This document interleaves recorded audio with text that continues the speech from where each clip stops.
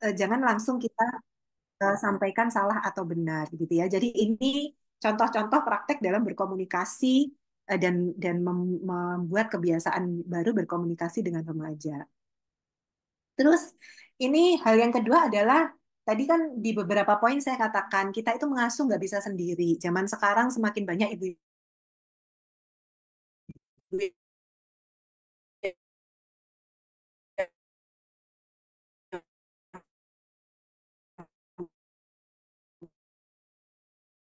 bekerja bekerja sama dengan orang yang benar itu bisa kakek nenek. Kalau kebetulan anak ketika kita tinggal bekerja itu bersama kakek neneknya, bisa juga tadi dengan asisten, bisa juga dengan saudara yang lain, dengan tantenya misalnya ya. Nah, gimana cara mengoptimalkan kerjasama pengasuhan atau yang biasa disebut dengan co-parenting itu ya? Tidak lain tidak bukan kita harus membuka, sampaikan, eh, eh, mah, misalnya kita sedang berbicara dengan neneknya. Mah, zaman sekarang itu anak-anak itu eh, banyak sekali di sekeliling itu menjadi anak-anak yang manja karena apa-apa terlalu banyak dibantu. Nah, itu yang bikin saya sekarang ini berusaha membiasakan biar anak ini itu punya tanggung jawab kalau dia main, itu tidak orang lain yang bereskan mainannya. Saya ingin anak saya tanggung jawab. Mama kan juga pengen cucunya seperti itu. Jadi nanti kalau misalnya saya kerja, adik sama mama, tolong ya Ma. Nanti jangan mama yang beresin, nanti mama capek. Mama ingetin aja, biar adik yang bereskan. Jadi pelan-pelan sama orang tua kita ajak seperti itu, dengan asisten juga seperti itu, jadi satu kata. Jadi untuk membuat satu kata yang memang kita harus menyampaikan, nggak mungkin dengan cara yang lain ya Bapak Ibu. Menyamakan nilai-nilai penting yang menjadi prinsip dalam mengasuh itu harus disampaikan. Kadang-kala kita juga perlu melibatkan saudara kandung. Kadang-kadang kita lupa bahwa kita juga punya aset untuk Bapak Ibu yang punya putra lebih dari satu gitu ya. Kadang-kadang kesulitan kita untuk mendampingi tumbuh kembang si adik itu sebenarnya bisa juga dibantu dengan keterlibatan kakak loh gitu. Libatkan misalnya temenin adik bermain atau ajak adik melakukan sesuatu yang kamu suka dan segala macam ada banyak yang bisa dilakukan. Jadi pelibatan saudara kandung itu juga bisa difikirkan oleh Bapak Ibu gimana caranya gitu ya. Tidak menunda mendiskusikan jika terdapat perbedaan dalam pengasuhan. Ini juga praktek baik dalam mengoptimalkan co-parenting. Jadi begitu kita tahu kok ternyata tiba-tiba anak cerita tadi Mbak begini atau mungkin nenek begini. Itu segera kalau kita sudah mendapatkan informasi ada perbedaan cara dalam memperlakukan anak, sebaiknya dalam prosesnya itu segera eh, di diklarifikasi gitu ya. Jadi segera dibetulkan. Jangan sampai kemudian kita menumpuk persoalan, anak kemudian semakin lama terpapar situasi yang berbeda. Kalau mama ngomongnya A, kalau yang ini ngomongnya B, dan itu berlarut-larut, semakin susah kita nanti membetulkannya. Begitu kita tahu ada perbedaan, sebaiknya segera diatasi, didiskusikan. Terus dalam co-parenting itu juga penting saling mengapresiasi peran keterlibatan masing-masing figur pengasuh. Siapapun yang membantu kita, kita juga harus berikan penghargaan agar beliau-beliau mereka itu juga seterusnya bisa bergandeng tangan gitu ya. Jangan sampai juga sama seperti prinsip komunikasi tadi. Jangan sampai kemudian ibu kita neneknya anak kita gitu ya misalnya beliau sudah mengupayakan hal yang tepat gitu ya. Jangan lupa juga menyampaikan ucapan terima kasih karena itu nanti akan memperkuat bahwa beliau besok lagi akan mengupayakan hal yang sama. Dan terakhir, eh, ini juga praktek baik dalam mengoptimalkan dukungan sosial. Tadi kan saya juga ingatkan orang tua di sekeliling kita antar orang tua anak untuk harus peduli, harus peka. Temanmu ini karakternya macam-macam. Ada anak-anak yang mungkin mereka bisa menjaga perilakunya biar nggak menyakiti. anak yang lain, menjaga kata-katanya. Ada teman-teman yang seperti itu, tapi mungkin ada teman-teman yang bicara asal aja, pembicaraannya itu nyakiti teman, dia nggak ngerti gitu. Kamu harus tahu ya. Nah, sama, kita pun demikian. Circle kita sesama orang tua pun juga kan beragam sebenarnya. Ada orang tua yang bisa support kita untuk semakin tangguh, ada juga orang tua yang tipenya agak-agak toksik gitu ya. Nah, kita juga harus harus peka itu. Jadi sedapat mungkin tepat untuk mengikuti kelompok-kelompok dukungan orang tua yang bisa membantu kita agar mempertahankan eh, emosi yang positif di dalam diri kita gitu ya. Lebih aktif mencari informasi terkait pengasuhan dan perkembangan anak, terus aktif berkonsultasi kalau misalnya kita memiliki kesulitan gitu ya, segera konsultasi dengan sekolah atau siapapun yang bisa diajui pertanyaan gitu ya. Dan satu lagi, mengoptimalkan motivasi diri sebagai orang tua itu juga akan terkuatkan kalau manakala kita lelah, manakala kita capek, selalu carilah hal-hal kecil di sekeliling kita yang terjadi pada anak juga itu yang bisa kita syukuri, Bapak Ibu.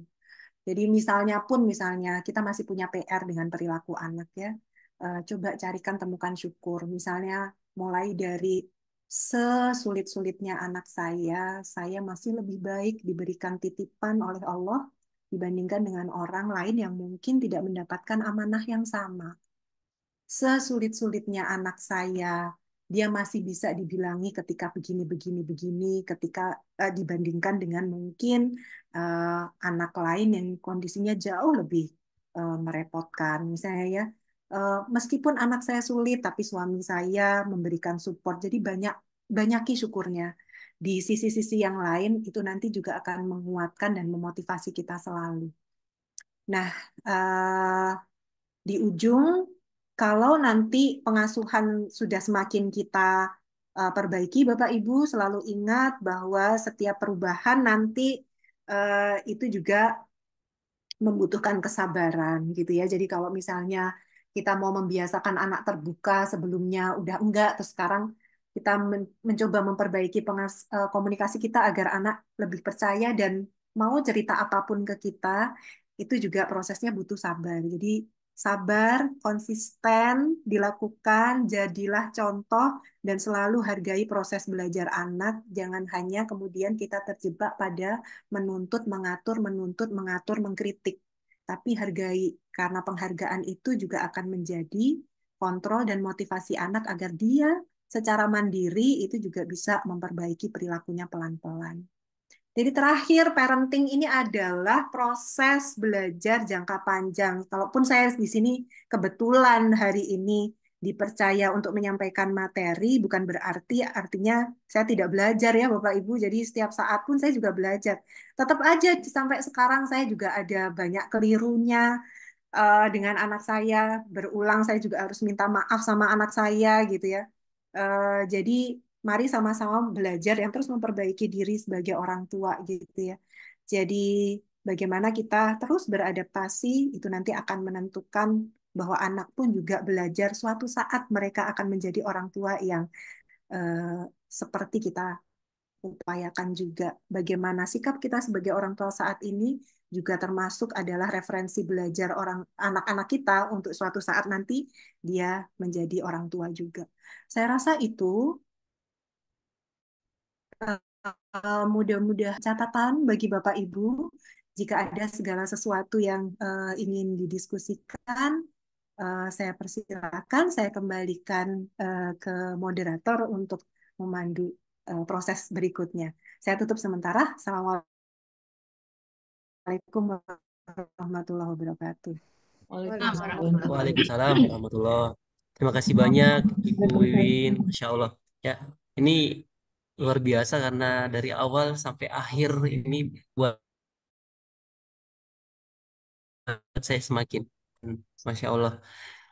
Baik Bapak dan Ibu, Ayah Bunda, selanjutnya barangkali sebelum kita tanya jawab, kami kembali menginformasikan, ingin menampilkan barangkali izin Ayah Bunda menampilkan untuk kami ucapkan terima kasih kepada seluruh pihak ya sponsor yang sudah mendukung kegiatan ini.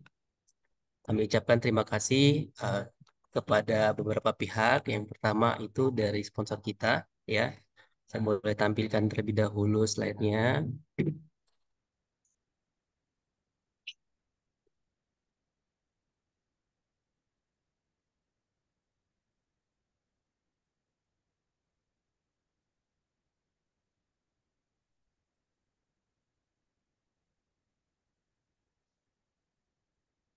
Oke.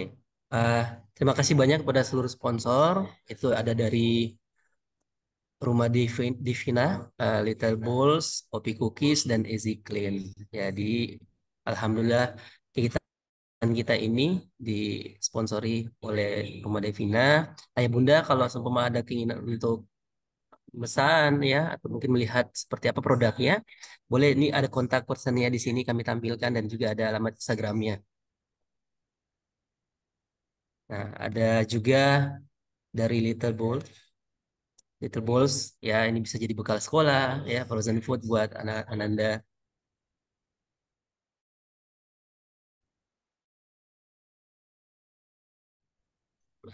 Ada aneka kue kering yang dijual oleh Opi Cookies. Silahkan kalau ada yang pesan, boleh. Ya, ada kontak person dan juga ada alamat Instagramnya untuk melihat-lihat seperti apa produknya. Ada Easy Clean juga, ya, pembersih serbaguna. Ya, ini juga ada kontak personnya dan juga ada alamat Facebooknya. Silakan aja. Oke, sekali lagi terima kasih untuk pihak sponsor. Dan sebelum tanya jawab, barangkali saya boleh persilahkan terlebih dahulu untuk menyapa atau ada kata-kata yang ingin disampaikan oleh Ibu Ole sebagai Direktur Lecendekia Boarding School. Sembari Ayah Bunda boleh menyiapkan pertanyaannya. Silakan. Oke, baik Ibu Ole, silakan Bu. Ya. Assalamualaikum warahmatullahi wabarakatuh. Duh, saya sangat berbahagia bahwa hari ini kami berkesempatan menghadirkan Bu Wiwin di kegiatan parenting untuk sekolah Lecendekia. Ayah Bunda, ini saya sengaja memasang background eh, masjid ya, Masjid Impian kita di LC. eh, dengan Ayah Bunda ikut kegiatan ini, insya Allah menjadikan salah satu cara untuk ikut berpartisipasi dalam pembangunan masjid kita. Oke, terima kasih Bu Wiwin atas insight-nya yang sangat banyak ya untuk Ayah Bunda di LC dan juga teman-teman yang lain yang ikut bergabung di kegiatan pada hari ini. Saya merasa bahwa aktivitas saya menjadi followers Bu Wiwin di medsos itu terasa sekarang bahwa wah, ternyata memang seperti ini. Saya mengikuti apa namanya Bu Wiwin itu bahkan dari putrinya masih belum tamat SD, Bu. Itu saya sudah ikut. Jadi tahu betul, oh seperti ini. Uh, Membesarkan anak itu seperti ini, apa yang harus dilakukan, dan benar-benar apapun yang Bu Wiwin sampaikan di forum tadi, saya tahu betul bahwa itu memang dilakukan, sehingga ya tentu saja ketika kita melakukan sesuatu hal itu lebih mudah untuk mengkomunikasikannya kepada orang lain. Terima kasih atas waktunya, atas ilmunya yang benar-benar sangat bermanfaat. Jangankan teman-teman, mungkin orang tua yang anaknya mungkin masih SD, SMP, SMA, anak saya sudah mahasiswa, Ibu, dan merasa tetap bahwa semua yang disampaikan itu jadi kayak apa namanya, kayak memutar layar kembali. Oh, ini dulu yang sepertinya saya lakukan. Oh, kelirunya di sini. Oh, iya ini sepertinya sudah betul. Ya, mudah-mudahan jadi jalan untuk kita terus-menerus berbenah ya, Ayah Bunda. Sekali lagi saya ucapkan terima kasih. Dan sekarang ada waktu kita lebih dari sejam untuk berdiskusi. Silakan Kak Sul dipandu. Dan terima kasih juga kepada teman-teman yang sudah mendukung acara ini dalam bentuk sponsorship. Ya, Ayah Bunda, nanti akan kami berikan kenang-kenangan dari sponsor bagi yang beruntung. Ya, silakan Kak Sul. Terima kasih. Assalamualaikum warahmatullahi wabarakatuh. Baik, Misalnya. terima kasih banyak. Waalaikumsalam warahmatullahi wabarakatuh. Terima kasih banyak Ibu Ole. Jadi Ayah Bunda, ada hadiah menanti dari sponsorship bagi Ayah Bunda yang beruntung ya. Jadi silakan kita langsung saja buka sesi tanya jawab. Boleh dengan meraise hand dan bisa langsung kami persilakan untuk boleh langsung bertanya. Silakan Ayah Bunda, ada yang ingin bertanya? Nah, silakan boleh langsung raise hand saja. Nanti kami silakan untuk bisa langsung bertanya. Ini di chat room sepertinya sudah ada Oke, pertanyaan. Alhamdulillah sudah ada. Ini dari Bunda Vika Natsir ya. Silakan Bunda. Setelah itu nanti dari Ibu Adel ya setelah Ibu Vika. Silakan Bu, Bu Vika. Halo, Assalamualaikum warahmatullahi wabarakatuh. Waalaikumsalam. Iya, silakan. Waalaikumsalam warahmatullahi wabarakatuh. Terima Waalaikumsalam kasih. warahmatullahi. eh Mungkin sama Bu Wiwi, terima kasih banyak. Terlalu banyak ilmu yang kami dapatkan hari ini dengan mendengarkan pemaparan-pemaparan dari Bu Wiwi. Yang memang sebenarnya kita sebagai orang tua, saya juga sudah menyadari bahwa sebagai orang tua itu yang perlu lakukan bagaimana beradaptasi dengan kondisi-kondisi uh, anak-anak kita. Cuman memang mungkin bahwa yang utama yang perlu kita pelajari sebagai orang tua ya kontrol emosi itu. Ini mungkin yang saya coba tanyakan sama Bu Bibit bahwa uh, bagaimana kita mengontrol ketika memang mungkin kan kalau dalam kondisi normal ya kita bisa mengontrol emosi itu. Tapi dalam kondisi tanda petik itu, belum pekerjaan di rumah, belum apa, terkadang emosi itu menjadi labil.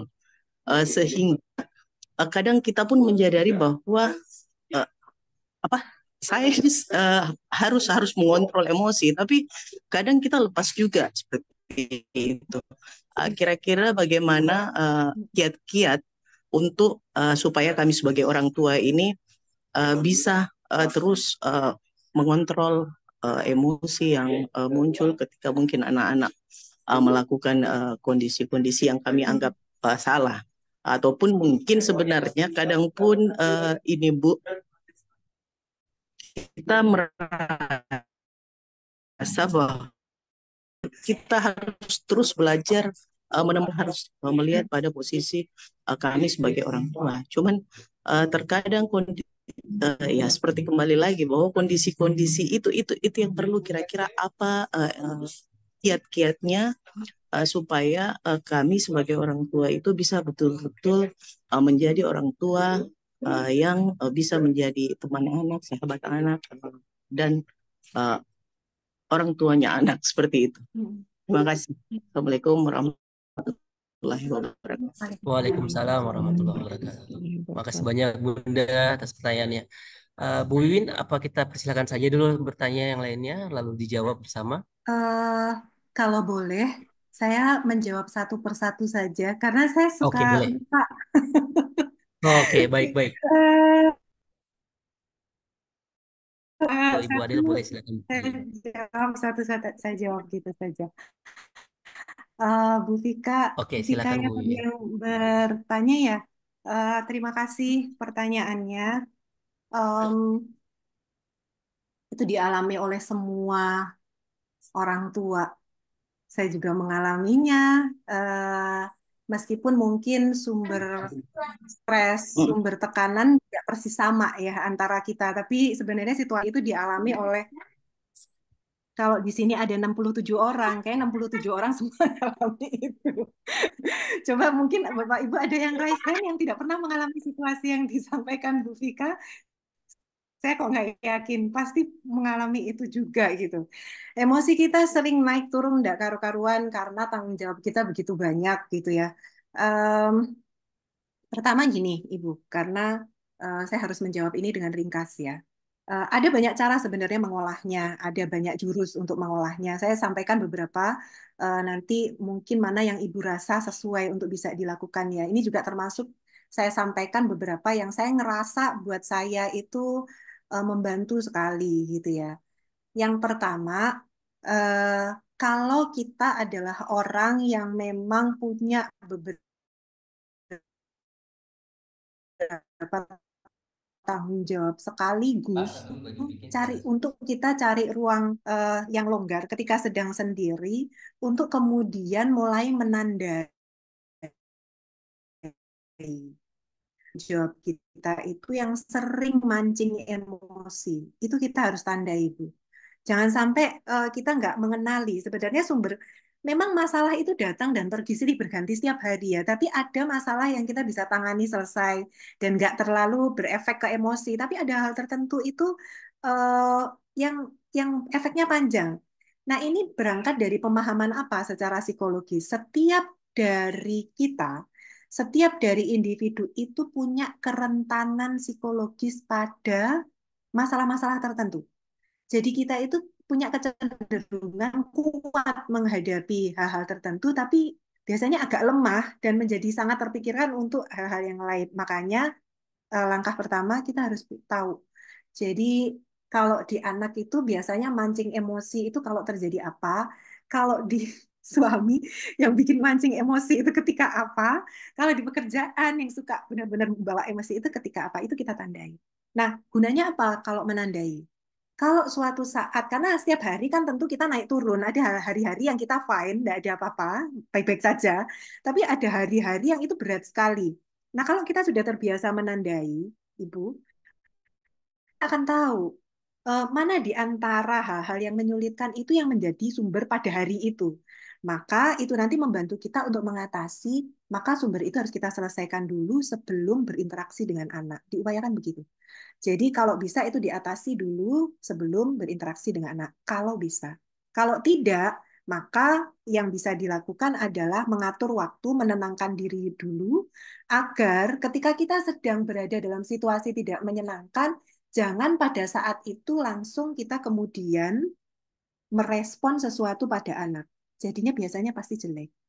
Saya contohkan misalnya kalau di saya, biasanya kalau saya sedang emosi karena kampus atau apa gitu ya, overload pekerjaan gitu ya. Biasanya kalau saya pulang, terus anak saya sudah menyambut dengan, "Mah, tadi itu gini." Terus dia pengen cerita gitu ya.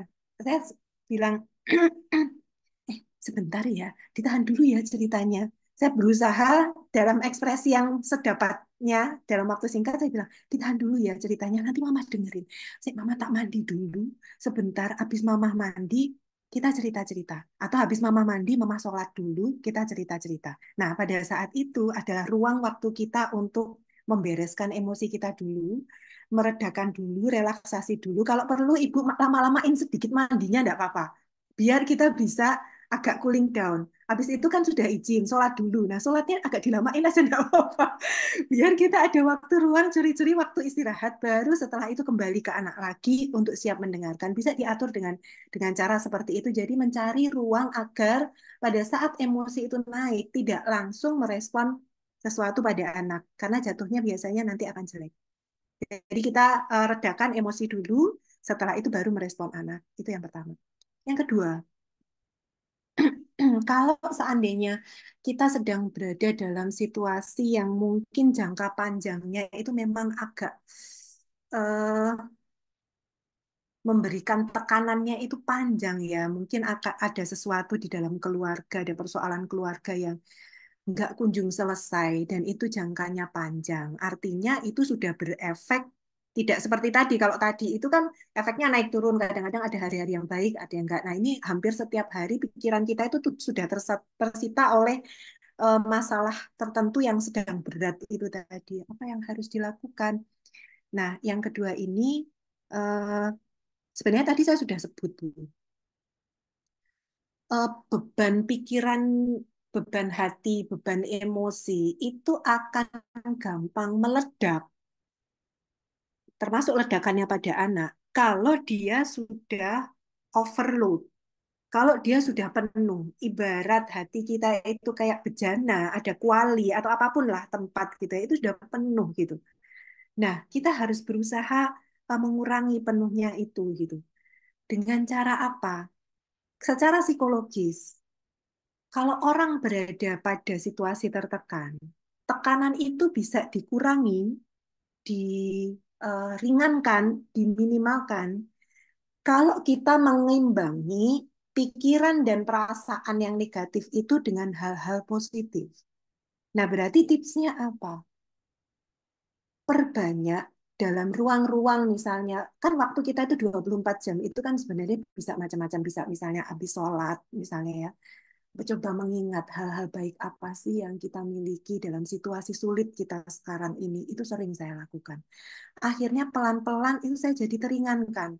Jadi kalau saya sedang merasa kecewa sekali, saya sedang merasa sedih sekali, saya sedang merasa sakit sekali, saya biasanya dalam situasi seperti itu, kalau sholat, itu bisa kan tumpah ya, nangis nih. Tapi selesai nangis, itu biasanya saya akan lanjutkan. Sebenarnya dalam situasi seperti ini, jadi pikiran kita harus aktif. Hal baik apa sih yang masih kita punyai? Saya biasanya ingat-ingat gitu. Apa yang masih kita punyai? Apapun hal baiknya, mulai dari sesuatu yang remeh-temeh, masukkan dalam pikiran, Bu. Ingat gitu. Mulai dari, oh ternyata saya kok ya enggak kekurangan dalam situasi seperti ini. Allah selalu datangkan rezeki. Dalam situasi seperti ini kok selalu ada keluarga yang datang. Dalam situasi seperti ini kok anak itu pengertian. Anak nggak pernah rewel, anak kok yang nggak sakit-sakitan gitu ya. Dalam situasi seperti ini ada teman yang tiba-tiba itu kadang tanya, "Ayu oke? Apakah kamu baik?" dan segala macam. Itu membantu kita untuk selalu mengingat dalam situasi berat itu ternyata kita masih punya banyak hal.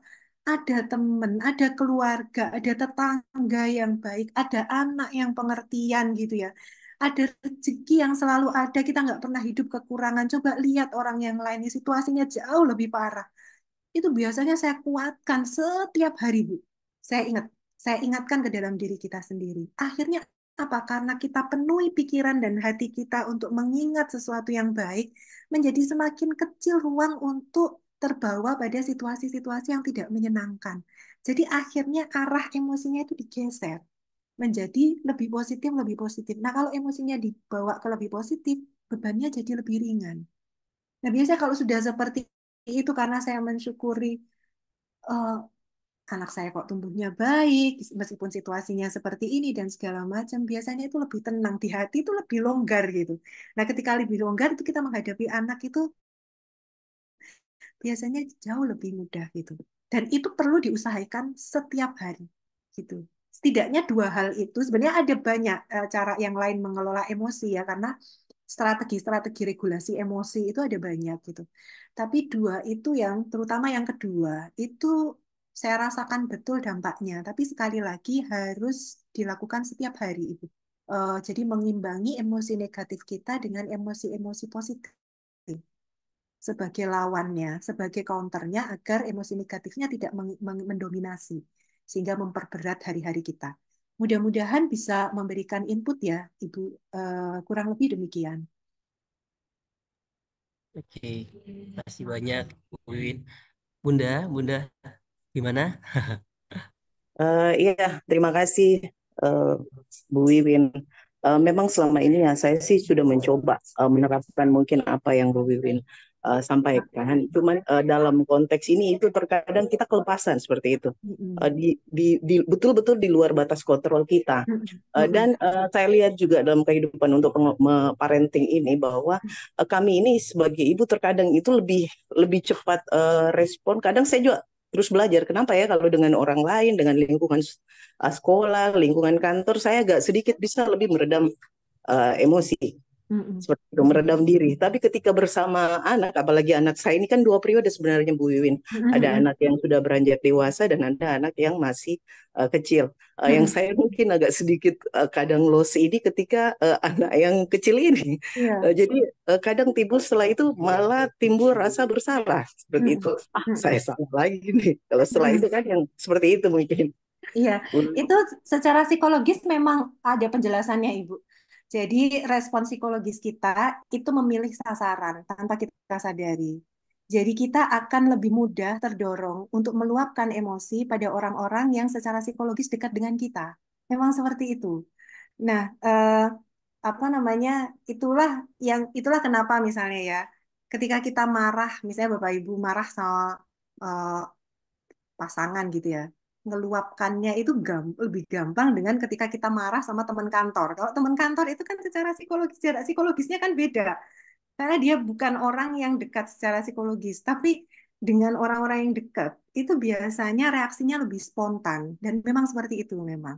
Karena kita merasa kepada orang-orang yang dekat dengan kita, kita itu secara tidak sadar seperti membangun harapan, dia kan ngerti saya, kan harusnya ngerti. Sehingga ada harapan, harusnya dia bisa mengontrol perilakunya, harusnya dia bisa begini, harusnya dia bisa empati, harusnya dia bisa mengerti kesulitan saya, harusnya termasuk juga kan setiap hari sudah saya beritahu harusnya anak kan ngerti harapan saya sebagai ibunya, kan harusnya anak sudah harusnya memang seperti itu karena otak kita memproses orang-orang ini adalah orang-orang yang sehari-hari tahu kita. Kalau sehari-hari tahu kita, meskinya bisa merespon seperti yang kita harapkan. Tapi ternyata ketika mereka melakukan sesuatu yang berbeda dari harapan kita, kecewa kita 2, 3, 4 kali lipat dibandingkan dengan orang lain. Kalau misalnya anak kita melakukan sesuatu dengan kita lihat anak orang lain melakukan hal yang sama, kita lebih cepat marah dengan anak kita. Kenapa? Karena harapan kita kepada mereka lebih tinggi daripada kepada orang lain yang kita tahu berjarak dengan kita. Itu sebabnya.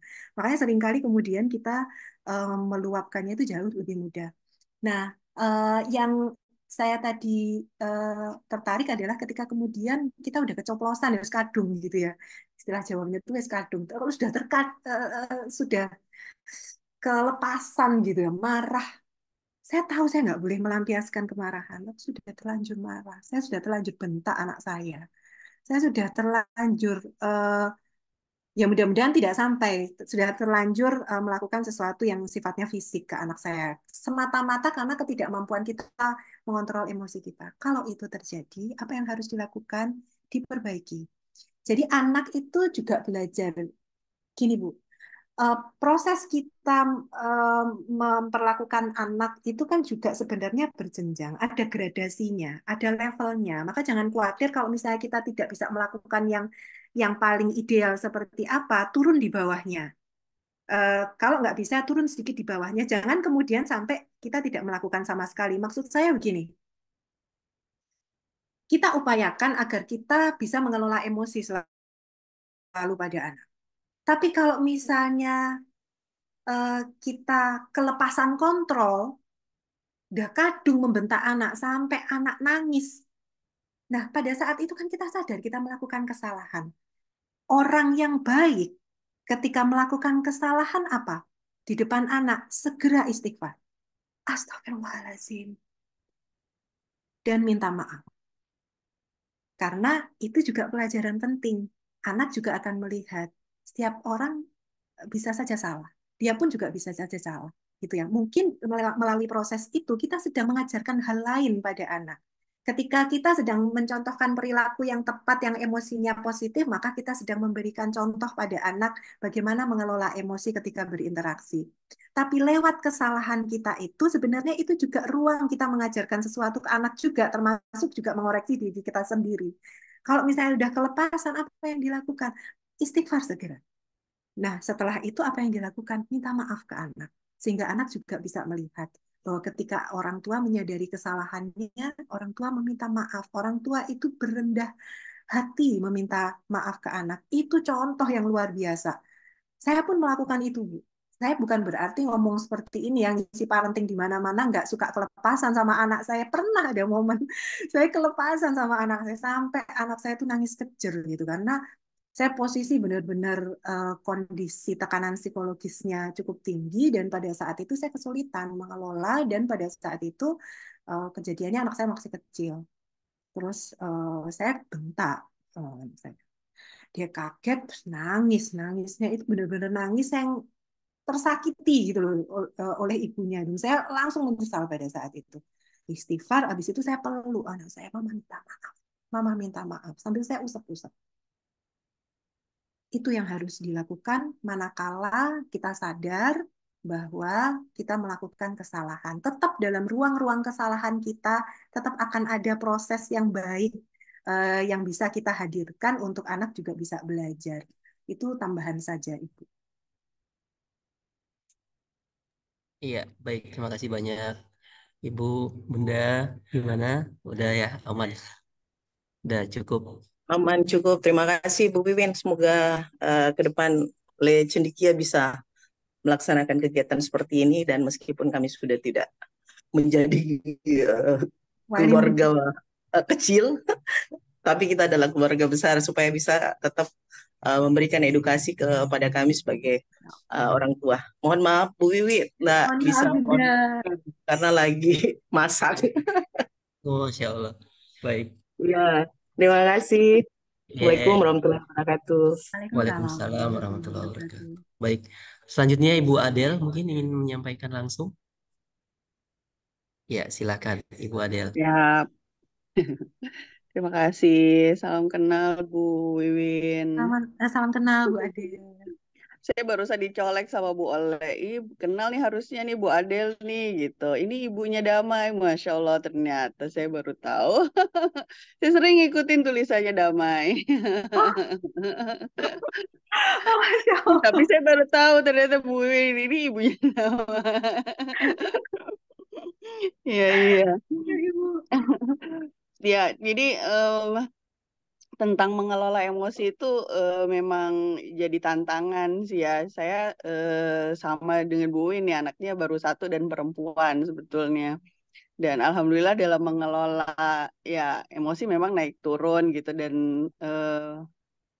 tergolong yang mulus sih sebetulnya karena anaknya tipe yang melankolis romantis gitu ya. Jadinya anaknya nggak terlalu banyak eh, pertentangan gitu kan. Jadi jatuhnya jadi lebih ke ini sih penuh kekhawatiran gitu ya. Kalau misalnya nggak sesuai dengan ekspektasinya bagaimana? Kalau nggak diterima gimana Bun? Kalau nggak ini gimana? Lebih begitu-begitu sih sebetulnya. Cuman berhadapan dengan anak-anak murid itu malah lebih menantang bagi saya gitu ya karena lebih banyak variasinya, lebih banyak eh, ternyata saya baru temuin bagaimana harus menghadapi anak yang transisi gitu dan penuh gejolak gitu ya. Eh, ter, em, Lebih kepada ini sih bagaimana yang tadi tuh saya sempat dengar tentang anak sekarang jadi belajar ngeles gitu kan, anak jadi eh, dengan mudah mereka saat dikonfirmasi sebuah kejadian gitu kan mereka akhirnya bilang aduh lupa Bu tadi gimana ya Bu ya gitu lupa Bu gitu aduh kita juga jadi aduh untuk eh, nggak naik tapi dan tantangan juga ini saat mereka eh, apa ya sekarang nih anak-anak lebih ke mudah mudah untuk menyerah dengan apa yang harusnya mereka selesaikan gitu kalau menghadapi kesulitan gitu. Gimana sih Bu? Nggak bisa kayak yang gampang-gampang saja itu diberikan soalnya gitu kan. Jadi kalau misalnya mau membuat karya pun begitu eh, dia mengerjakannya yang penting cepat nggak menghabiskan waktu gitu jadi bisa cepat main gitu kan. Nah, seperti itu. Pun kalaupun ada problem gitu kan, kita bantu untuk menyelesaikan dengan pihak-pihak yang terlibat saja gitu kan. Seperti yang Bu Wen bilang itu, kita cari tahu dulu kronologisnya seperti apa, gimana kejadiannya dari versi ini, dari versi itu, dan di sekolah itu selalu melakukan itu ya untuk mengkonfirmasi kejadian gitu. Jadi dari dua belah pihak menceritakan gitu apa sih sebetulnya yang terjadi dari versimu, dari versi A, dari versi B gitu. Tapi sekarang-sekarang ini anak-anak yang ya kelas-kelas udah tinggi gitu ya, udah mulai nggak punya kekuatan untuk menceritakan itu gitu. Sudahlah Bu, kasih sanksi aja lah supaya cepet gitu. Gimana sih? Wah, saya udah mau main nih Bu, sebentar lagi dijemput cepet, kita nggak ada waktu main gitu. Udahlah nggak usah didiskusikan, udah tau lah ujung-ujungnya gitu. Udahlah kasih sanksi aja gitu kan. Nah, terus saya bilang, Bu Guru tidak mau kasih sanksi. Nah, apa sih sebetulnya fungsinya sanksi itu kalau kamunya nggak merasa bahwa ini sebuah kesalahanmu gitu. Kamu kalau memang nggak merasa bersalah, sampaikan gitu. Apa yang membuatmu jadi ini akhirnya teman jadi bermasalah gitu kan? Dari kamu tuh sepertinya seperti apa gitu kayak ya, itu anak-anak tuh jadi nggak punya kekuatan gitu untuk dia mempertahankan bahwa saya tidak salah gitu. eh, Kalau dia memang merasa bersalah. Jadi kalau misalnya ini udahlah cepetan lah Bu gitu-gitu. Jadi serba instan gitu kan semuanya. Mau selesaikan juga. Ini masih belum selesai. Nah, ulang lagi deh dari awal. Jangan diulang Bu. Perbaiki saja. Ini bisa diperbaiki gitu. Jadi seadanya gitu kan akhirnya gitu. Jadi yang saya mau tanyakan ini sampai mana sih batasan kami gitu kan orang ya guru gitu kan orang tua untuk eh, bisa membuat mereka untuk bertahan gitu. Ayo kamu mesti selesaikan ini bahwa nantinya kan di dunia kerja, di dunia perkuliahan gitu kan pasti akan lebih kuat lagi gitu kan tantangannya. Dia harus lebih mandiri menyelesaikan, dia harus tahu bahwa ini tugasnya gitu dan dia harus benar-benar selesaikan gitu dan kalaupun tidak terima kan selalu ada gitu ya perbaikan perbaikan perbaikan. Nah, perbaikan terus-menerus itu mereka belum belum punya juga kekuatan itu. Jadi kalau misalnya udah tadi kan diperbaiki Bu, kok harus perbaiki lagi sih? Udahlah gitu aja gitu kan. Yang begitu-begitu aja nih yang kami apakah kita untuk level-level yang ya usia 13 sampai 15 gitu terima aja dulu sampai di situ dulu karena itu memang kekuatannya gitu atau kita perlu untuk lebih memberi gitu untuk membuat dia jadi bertahan gitu. Kamu harus selesaikan sampai selesai. Kalau kamu nggak selesai ini ya udah kamu nggak boleh main gitu. Yang seperti itu. Gimana memberi itu penguatan itu Bu Wiwi? Terima Ya, kasih. terima kasih Bu Ada. Pertanyaannya mantep, mantep karena sedang jadi isu. eh Beberapa kali saya mendiskusikan dengan mahasiswa saya di kelas karena memang ada kecenderungan dalam karakteristik, salah satu karakteristik yang agak lemah di generasi sekarang adalah persoalan daya juang. Eh, tapi sebelum eh, em, kita menentukan apa yang harus dilakukan guru ya, kita pahami dulu kenapa sebenarnya itu terjadi gitu ya, biar biar kita juga sedikit banyak refleksi juga karena ada andil keterlibatan kita juga di dalamnya sebenarnya Bu Adel. Sebagai orang tua ya, tentu saja kita coba lihat anak-anak sekarang yang dengan daya juangnya yang nggak seperti zaman dulu dan segala macam itu yang dikit-dikit ah sudahlah yang penting cepatnya aja dan itu tuh benar seperti Bu Adel katakan itu sampai perguruan tinggi yang modelnya seperti itu tuh tambah bertumpuk tambah ke sini tambah banyak Bu memang betul gitu dan itu juga menjadi keluhan berbagai pihak ya nggak struggle gitu loh tidak tangguh gitu. Nah, kenapa demikian? Dalam beberapa diskusi ya, diskusi perkembangan, sebenarnya apa yang tampak pada anak-anak di usia sekarang, sekarang ya, sekarang sekarang bisa macam-macam, usianya sekarang SMA, usianya sekarang perguruan tinggi, kalau saya lihat terjadi pada mahasiswa saya gitu ya. Apa yang terjadi tampak pada anak-anak sekarang itu sebenarnya harus diingat, itu kan hasil dari proses belajar pelan-pelan, disadari nggak disadari dalam kurun waktu yang cukup panjang gitu.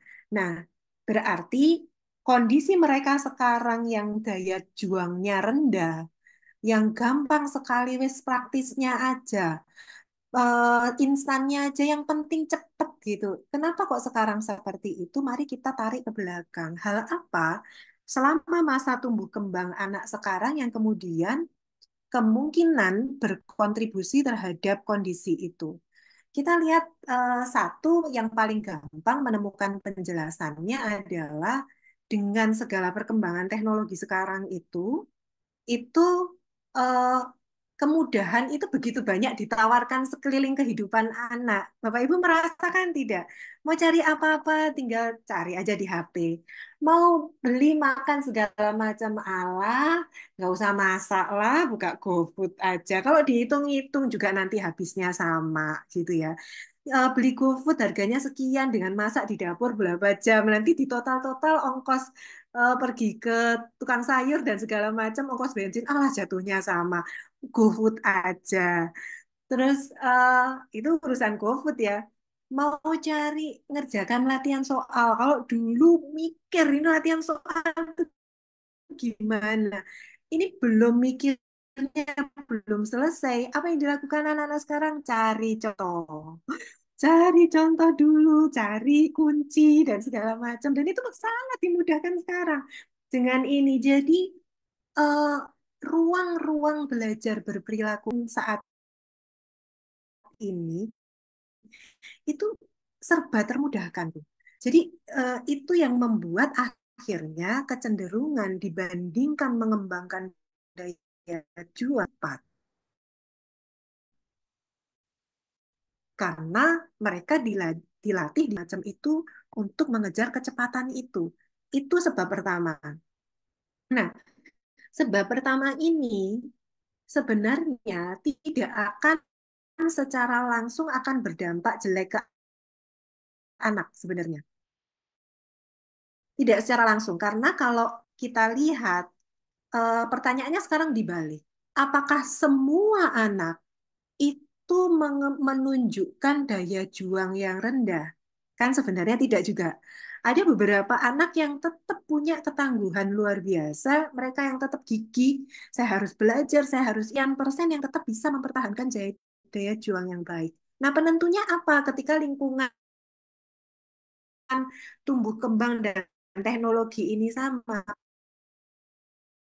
Penentunya di mana? Bagaimana kemudian orang tuanya itu bisa menempatkan diri dengan tepat? Apakah orang tuanya ikut arus tergelincir pakai ini? Wes cari kunci jawaban aja, susah amat.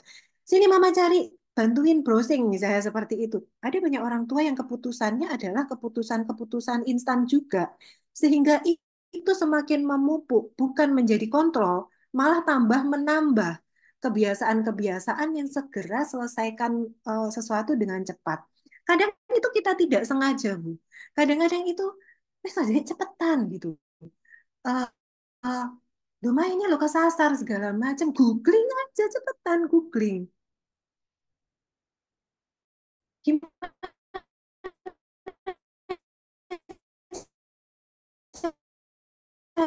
cari rutenya dan segala macam. Uh, Kadang keputusan-keputusan kita juga demikian. Nah, itu yang membuat tanpa mupuk anak untuk mengejar kecepatan dibandingkan dengan daya juang mereka. Belum lagi kalau seperti ini. Uh, uh, Misalnya anak mereka cepetan. Selesaikan dengan ini. Bahkan beberapa orang tua nih, beberapa ini jumlahnya banyak ya buat DR sekolahnya sendiri aja. Orang tua zaman sekarang itu banyak yang udah nggak telaten loh. Ada banyak yang kemudian ikut campur, ikut ngerjain PR-nya anak eh, dengan dalih kan terlibat belajar, Bu. Kan terlibat. Iya, belajar terlibat, tapi bukan berarti kemudian mengambil alih. Harusnya anak yang ngerjakan, ibu terlibat, tetap terlibatnya kan berikan motivasi, eh, mungkin membantunya ya sedikit saja,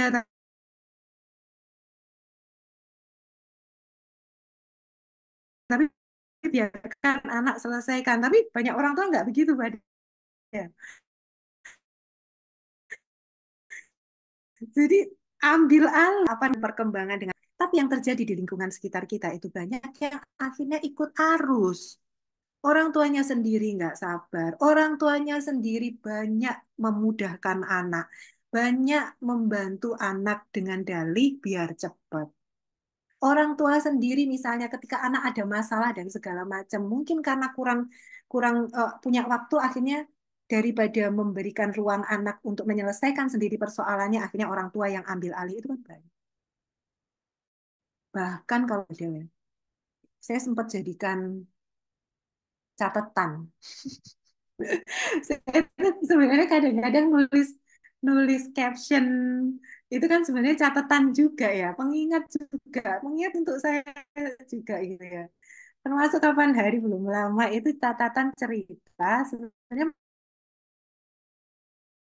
maksud saya juga saya adalah biar ada orang tua yang baca caption saya. Salah satu caption yang belum lama saya ini adalah pengen ini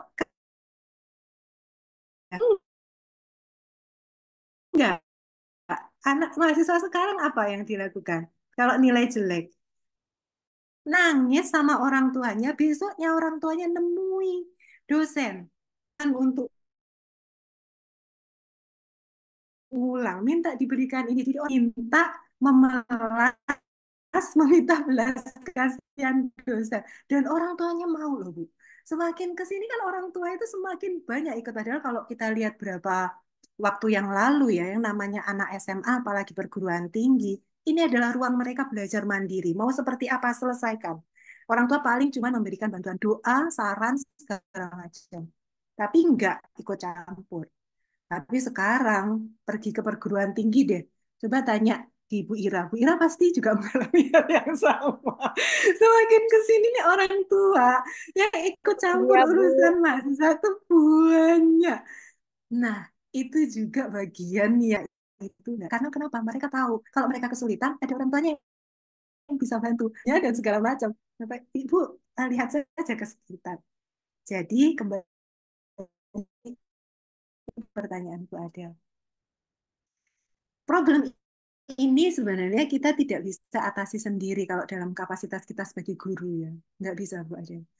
Tetap butuh peran orang tua.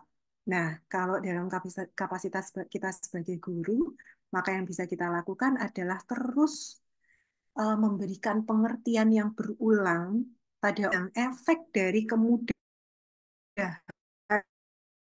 dan apapun yang tapi nanti bahkan sampai mereka dan seterusnya gitu ya 2 kali memang harus terus menerus ya terus harus dilakukan sesuatu paket sama orang tuanya Bu. Kalau kita di sekolah itu sebenarnya cuma gitu. Kalau kita pendidik itu kan itu benar-benar harus harus sadar tentang proses ini. Jadi sekali lagi upaya kita ya ke orang tuanya terus memberikan pemahaman ke anaknya juga memberikan pemahaman juga bahwa kalau mereka seperti itu nanti di perguruan tinggi akan semakin sulit karena tantangan belajar dan ketentuan-ketentuannya, aturan-aturannya dan sanksi-sanksinya itu jauh lebih keras daripada di sekolah sekarang. Makanya mereka harus dilatih untuk bisa jauh lebih tangguh. Saya kurang tahu menjawab enggak ya Bu Ade? Iya, menjawab. Siap. Jadi memang harus kuncinya memang harus komunikasi ya dengan orang tua itu. Soalnya nanti lebih digiatkan lagi. Baik, baik. Makasih Bu Imin. Sama-sama, Bu Ade. Baik, terima kasih banyak Ibu Adel. Ya, sebelum barangkali yang resign ada pertanyaan juga sebenarnya melalui fitur chat ya. Oke, Boleh saya bacakan terlebih dahulu? boleh. Iya, boleh. Iya, oke.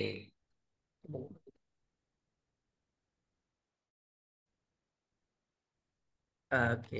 Jadi ada 2 penanya sebenarnya. Yang ini tadi ada penanya dari paling atas awal itu ditanyakan, oh ya ini gimana katanya untuk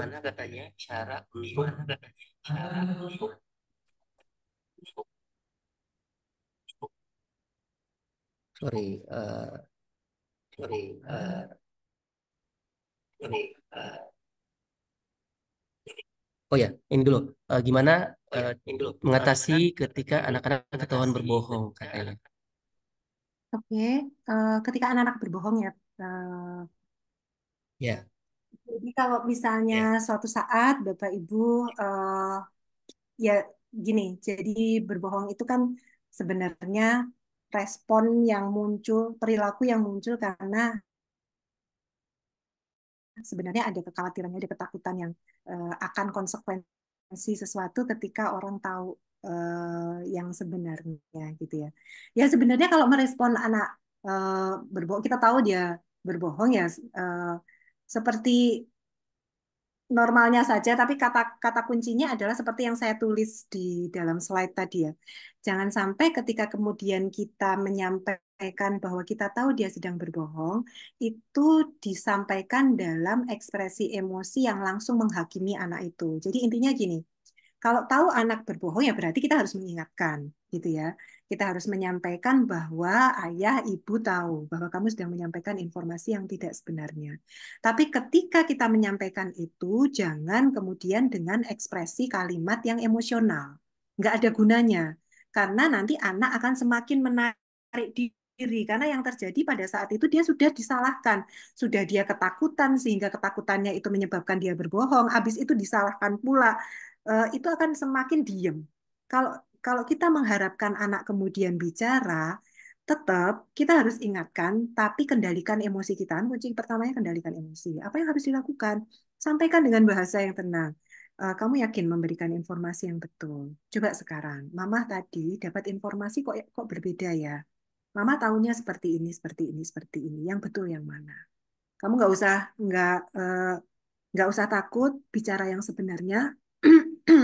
Mama atau ayah itu lebih menghargai kalau kamu bicara jujur gitu ya. Nggak akan marah, tapi nanti mama akan tanya kenapa kok kamu melakukan itu.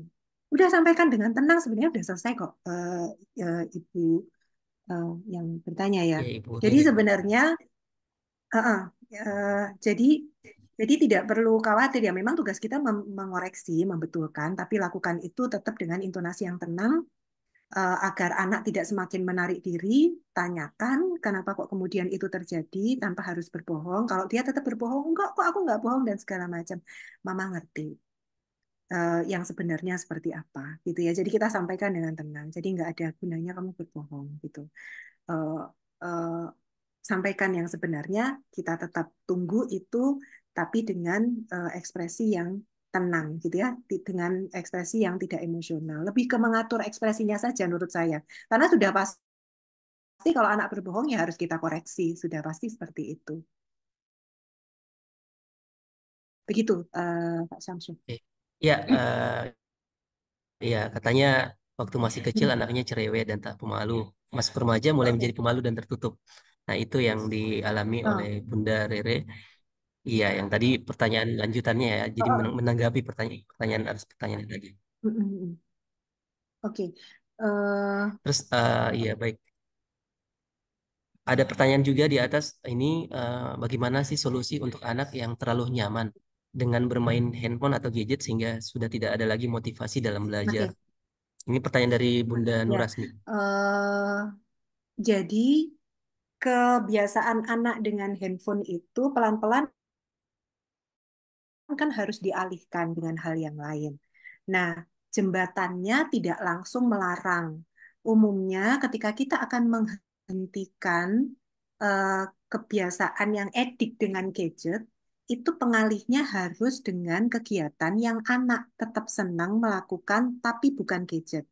Jadi gini maksudnya, eh, kita melarang menggunakan gadget, lalu kemudian tanpa solusi, dia harus mendapatkan kesenangan dengan cara apa, atau langsung kemudian nggak boleh main gadget, langsung belajar aja, nggak boleh main gadget, atau orang tuanya juga nggak kasih solusi, itu akan sulit dilakukan anak.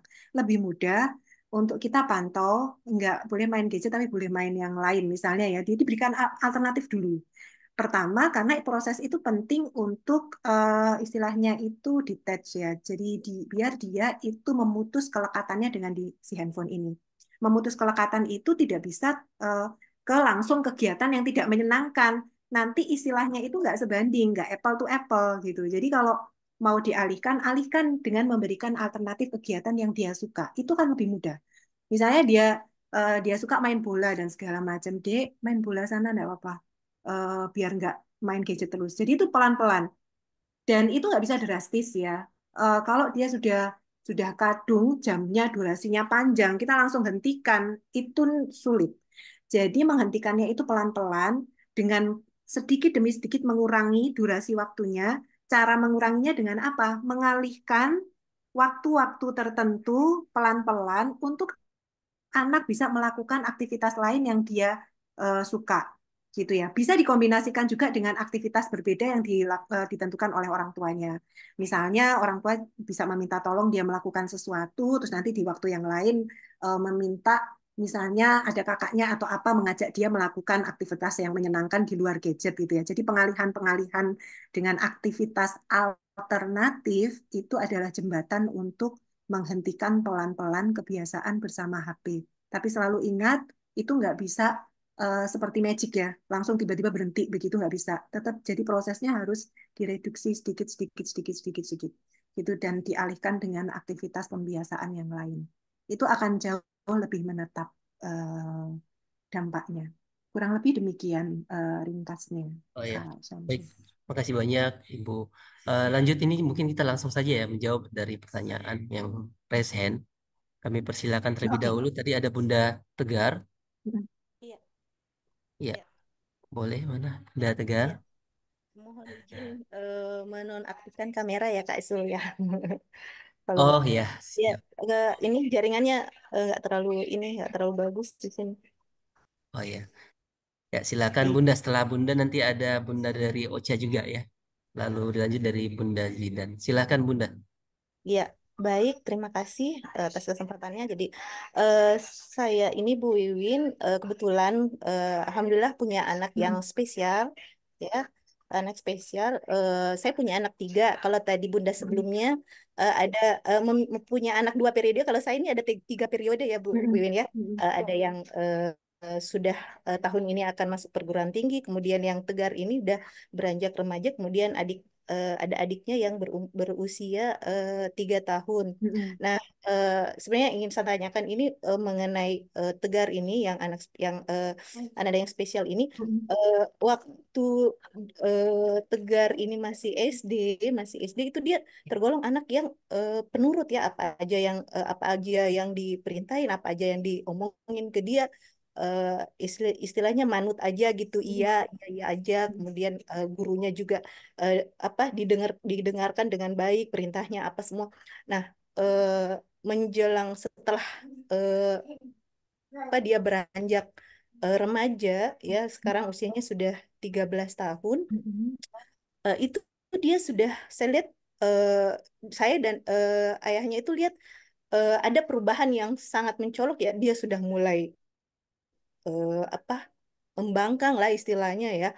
eh, nggak mau ngedengerin, pokoknya berubah lah. Yang tadinya anaknya manut, pokoknya eh, membangkang, walaupun dia tidak menyatakan secara langsung, tapi dari apa ya, mungkin bahasa tubuhnya atau eh, perilakunya itu apa ya, menunjukkan bahwa dia tidak mau gitu, tidak mau. Kadang tantrumnya itu, kalau Tegar ini, kalau kakak-kakak guru di sekolah bisa lihat kan, tantrumnya Tegar ini kadang nggak sampai yang kayak marah-marah, teriak-teriak. Dia tantrumnya Mm-mm. itu diam, diam, Ya. diam, cenderung ke arah Mm-mm. diam. Tapi dia tidak mau melakukan. Pokoknya kayak patung malah, biasa kayak nggak mau gerak, nggak mau apa. Nah, eh, saya sih berpikiran ya Bu ya, bahwa apakah mungkin salah satunya karena eh, apa ya, eh, pas eh, dia punya adik kan, eh, secara perbedaan usia itu sekitar 10 tahun dengan adiknya. Jadi ya mungkin, kemungkinannya juga mungkin karena perhatian banyak ke adiknya, jadi dia mulai berusaha untuk menarik perhatian dengan cara seperti itu, atau kayak gimana. Terus pertanyaan saya, gimana saya menghadapi eh, Tegar ini yang notabene mungkin agak sulit untuk kita aja komunikasi, berikan pengertian bahwa apa yang kayak bagaimana begitu. eh, Ya itu yang agak-agak menjadi PR lah bagi kami dan juga mungkin jadi PR buat kakak-kakak guru di sekolah ya untuk menghadapi ujian kesabaran juga buat kami dan juga kakak-kakak guru di sekolah menghadapi Ananda Tegar ini ya. Begitu. Mm-mm. Iya, eh, saya kira itu aja pertanyaan saya, Bu Win. Iya, Ya, terima kasih. Ya, baik. Ya, silakan Bu. ya, Silakan. Mama Tegar ya. Jadi, kalau ditanya kenapa sebabnya seperti itu, kalau melihat perubahan usianya, anak-anak kita yang spesial pun juga mengalami perubahan-perubahan yang alamiah ketika mereka meninggalkan fase anaknya. Bukan berarti kemudian anak-anak yang spesial ini kemudian kondisi psikologisnya cenderung menetap sama seperti fase sebelumnya, tidak juga. Beranjak usia itu pun juga ada kemampuan-kemampuan yang berubah begitu ya. Itu juga mendatangkan dinamika tersendiri. Jadi kalau ditanya apakah sebabnya itu karena kehadiran si adik gitu. Ya, itu salah satu sebab. Bisa jadi itu sebabnya, tetapi boleh jadi itu bukan satu-satunya sebab, Ibu. Jadi sebab situasinya Tegar ini ada kecenderungan terjadi irisan-irisan pada saat dia sedang beradaptasi, secara psikologis ada perubahan dari fase anak ke remaja, pada saat itu dia kemudian juga terkecewakan mungkin ya, kesal karena perhatian ayah dan ibunya berkurang lebih banyak ke adiknya, gitu ya. Jadi istilahnya itu multi sumber stres. Sumber stresnya dia, sumber kekesalannya tidak hanya satu, jadi lebih dari satu. Jadi mengatasinya pun juga kita harus cermat gitu. Nah, apa yang harus dilakukan? Kehadiran adik ini kan sebenarnya apakah berdampak kepada Tegar atau tidak, itu kan tergantung bagaimana orang tua sebagai penjembatannya. Sebenarnya sama seperti ke anak lain yang mungkin tipikal gitu ya, tidak memiliki kekhususan gitu ya. Eh, Kalau misalnya Bapak Ibu yang punya putra lebih dari satu, kemudian lahir si adik, maka untuk menjaga kondisi psikologis kakak, apalagi mungkin usianya juga masih usia anak-anak, itu biasanya apa yang biasa dilakukan orang tua? Memberikan pengertian, satu, bahwa ada lahir adik, nanti kakak akan, tapi memberi pengertiannya itu kadang-kadang orang tua itu lebih ke menuntut ya. Nah, itu yang keliru. Jadi, eh, kakak harus bantu adik, kakak harus lebih ngerti, kakak harus, itu nggak fair.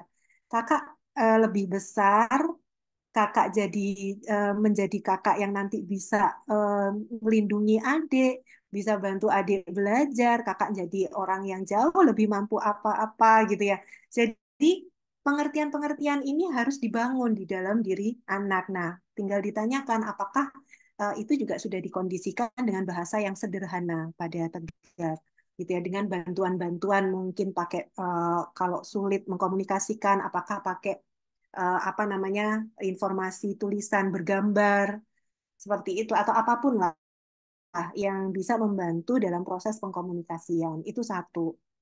Jadi memang pada saat situasi-situasi yang sedang baik-baik saja adalah ruang-ruang untuk ibu banyak berdialog dengan Tegar sebenarnya. Jangan menunggu chaosnya, jangan menunggu Tegar dalam kondisi emosi negatif baru kemudian memikirkan gimana caranya mengatasi ini, terlambat.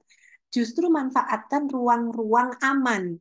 Ketika misalnya kondisi sedang baik, dekati Tegar, lalu coba eh, ajak dia berkomunikasi gitu ya, bahwa adik itu lucu, ada bahwa ini Tegar juga baik. Jadi selalu ketika bicara adik, selalu puji juga kakaknya.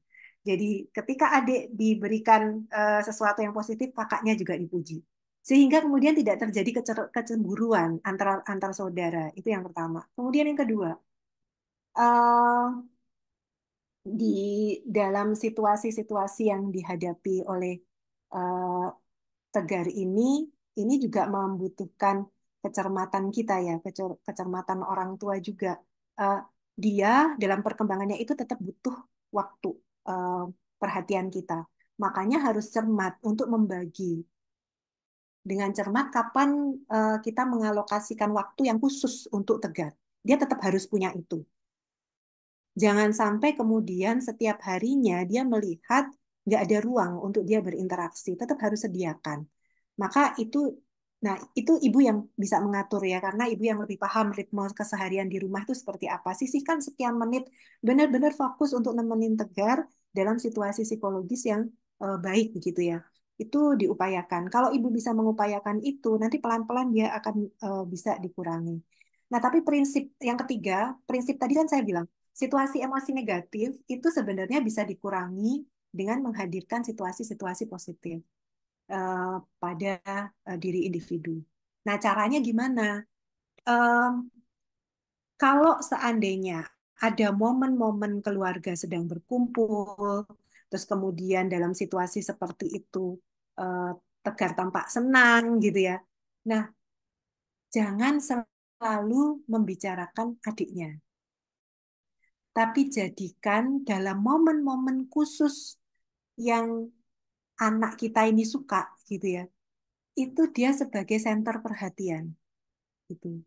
Jadi berikan pujian pada saat itu. Kamu ternyata bisa ya melakukan ini. Jangan sebut adiknya dulu di momen itu. Itu untuk membangkitkan kepercayaannya bahwa saya tidak kehilangan perhatian orang tua saya. Sisihkan itu tidak perlu waktu panjang kok sebenarnya. Sisihkan aja momen-momen kecil, tapi itu menjadi momen kecil yang bermakna buat Tegar gitu. Jadi tinggal kemudian kita mengatur saja. Poinnya adalah bahwa Tegar butuh tetap diberikan penguatan positif, diberikan pujian, diberikan sesuatu yang buat dia menyenangkan, tidak butuh waktu yang panjang, tapi harus disediakan setiap harinya. Biarpun itu cuma 10 menit, itu 10 menit untuk Tegar. Tanpa kemudian dibayang-bayangi, dia harus ke adiknya. Nanti pelan-pelan, kalau telaten, nanti emosi negatifnya akan berkurang pelan-pelan. Dia hanya butuh diyakinkan bahwa dia tidak kehilangan dan bahwa lingkungannya itu memahami harapan-harapan keinginannya dia meskipun dia tidak bisa menyampaikan dengan jelas gitu ya. Sebenarnya poinnya di situ untuk mengatasi Tegar ini. Tinggal divariasikan saja caranya nanti, Ibu. Mudah-mudahan bisa ditangkap ya yang saya sampaikan. Iya, alhamdulillah baik. Iya, insya Allah, Bu Win. Baik. Terima kasih banyak. Iya, makasih banyak Bunda. Oke, terima kasih. Selanjutnya Bunda Ocha boleh langsung silakan menyampaikan pertanyaannya.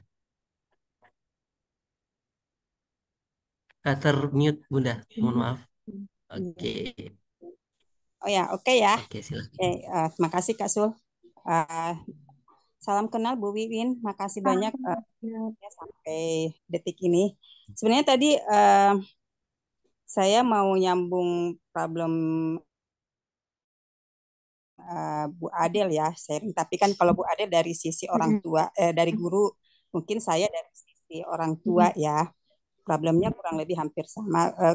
Sebelumnya saya bilang saya punya 5 anak ya, banyak ya Bu. Dua remaja, dua remaja. Ayo Lis. Dua remaja. Alhamdulillah. Kelompok banyak anak, ayo Bunda. Dua remaja usia 16, 18 ya. Duanya masih ya kategori SD tengah-tengah, satunya tengah-tengah yang mau masuk SMP. Kalau yang agak bawah masih bisa ke-handle nih Bu, yang problem ya memang masalah yang ke remaja nih. Nah, waktu kecil pengalamannya karena kebetulan semua di RSC ya, mereka itu saya menghadapinya kayak gitu ya, antusias gitu Bu. Semangat juang tinggi gitu ya. Terus mulai masuk SMP mulai agak sedikit ya, masih aku pahami Bu. Cuman makin saya masih berharap mungkin akan berubah gitu loh ya. Masih ada perubahan. Mereka udah lama-lama mereka udah masuk klub yang itu Bu, anti ribet gitu loh. Setiap kali kebiasaan-kebiasaan yang dulu aku pikir udah on the track, mereka mulai menanggalkan gitu loh Bu. Bunda ribet, enggak males ribet gitu ya. Pertama itu. kedua, saya bingung nih mau cerita yang mana dulu ya. Saking 5 orang ya. Ya, yang aku fokus sama dua yang ini ya Bu. Yang aku sharing yang pertama aja dulu ya Bu ya, karena ini tadi menyangkut kasusnya Bu Adel ya, antusias yang mulai berkurang Bu, gitu loh. Maksudnya tidak ada ambisi yang kayak bingung lah Bu. Saya juga berpikir yang sama Bu tadi, bahwa mungkin karena terlalu banyak pilihan yang Ibu tadi bilang. Saya cerita waktu dia sekarang udah tamat Bu ya. Anak saya yang pertama ini udah selesai. Dulu waktu SMK begitu Bu. Setiap kali saya mau berbicara, dan ini kedua juga mulai begitu Bu. Anak saya yang kedua yang di LC. Ini mereka malas untuk bercerita apa kejadian di sekolah.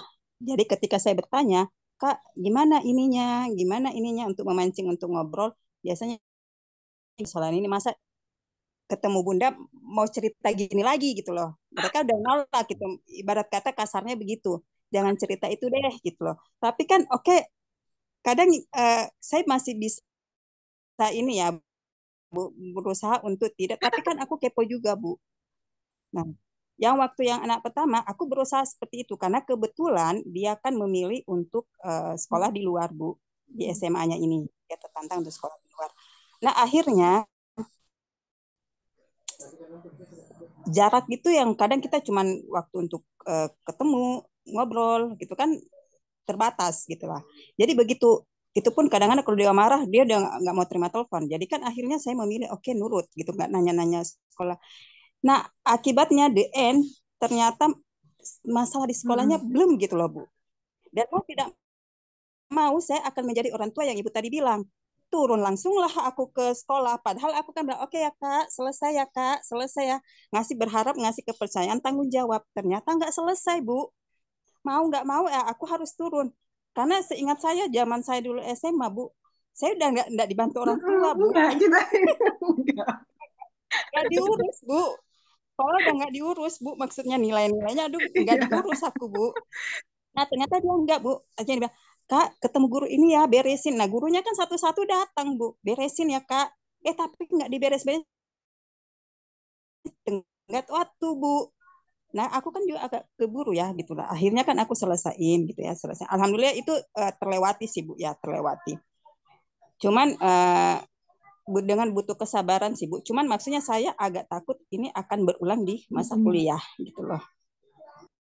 Terus terang saya masih ada agak-agak apakah benar gitu loh. Saya bingung sebagai orang tua ini.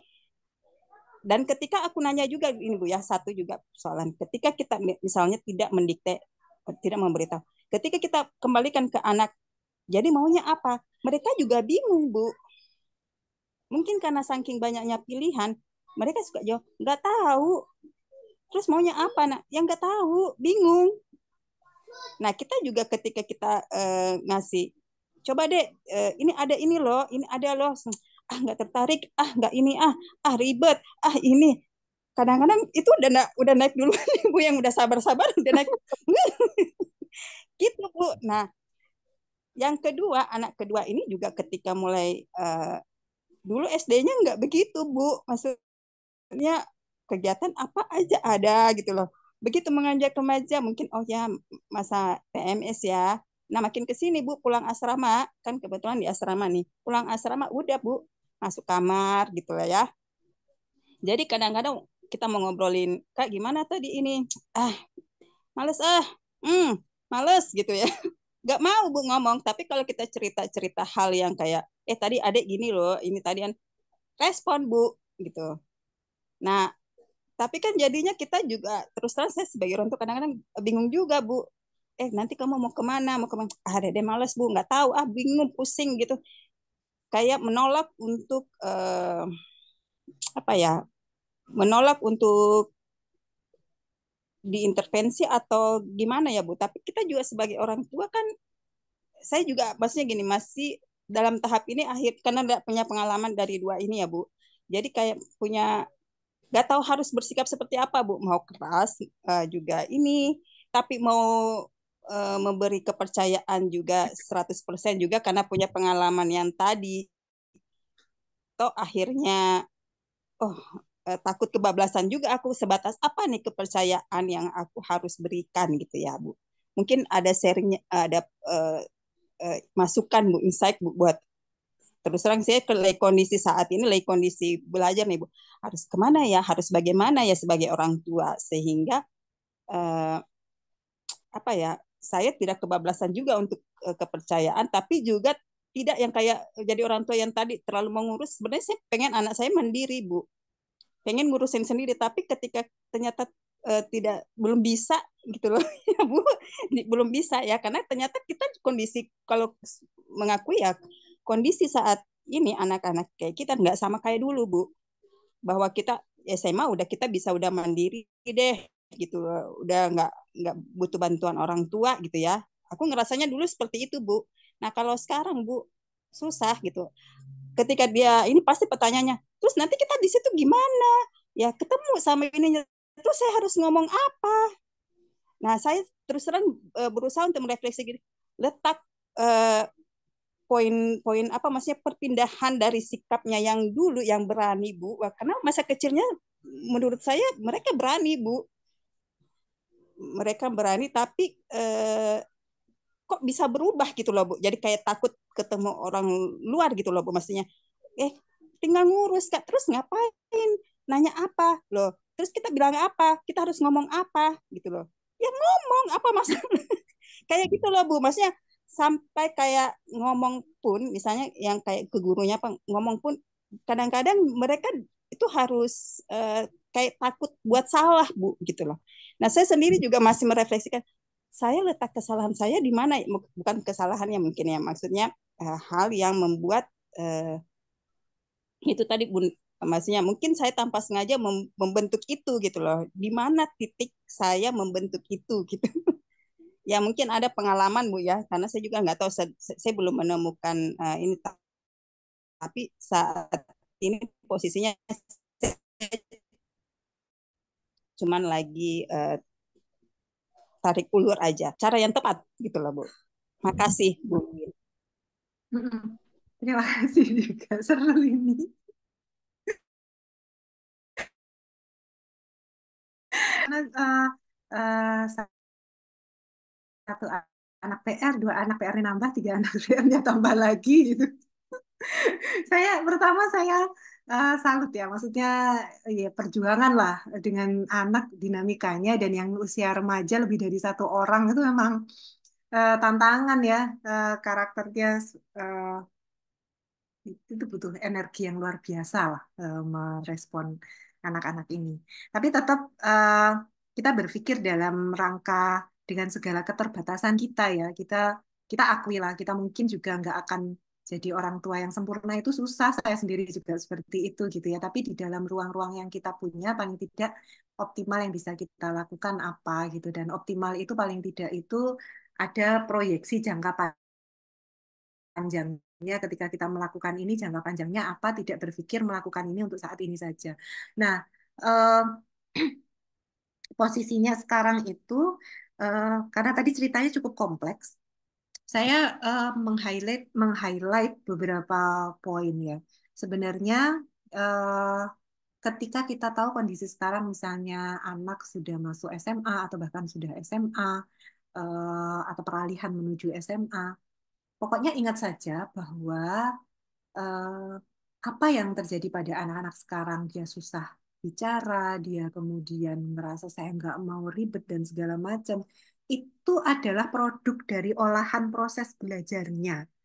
Nah, dalam proses belajarnya membentuk perilaku, kita ada di situ sekian persen, teman-temannya juga terlibat sekian persen, internet dan media sosial terlibat sekian persen, lingkungan sekolah juga terlibat sekian persen. Jadi itu adalah hasil olahan anak gitu, yang kemudian memunculkan situasi-situasi seperti itu. Nah, pertama yang saya mau sampaikan dari yang diceritakan tadi, sebenarnya yang harus ditindaklanjuti itu sebenarnya ada banyak, Ibu. Jadi itu cukup banyak.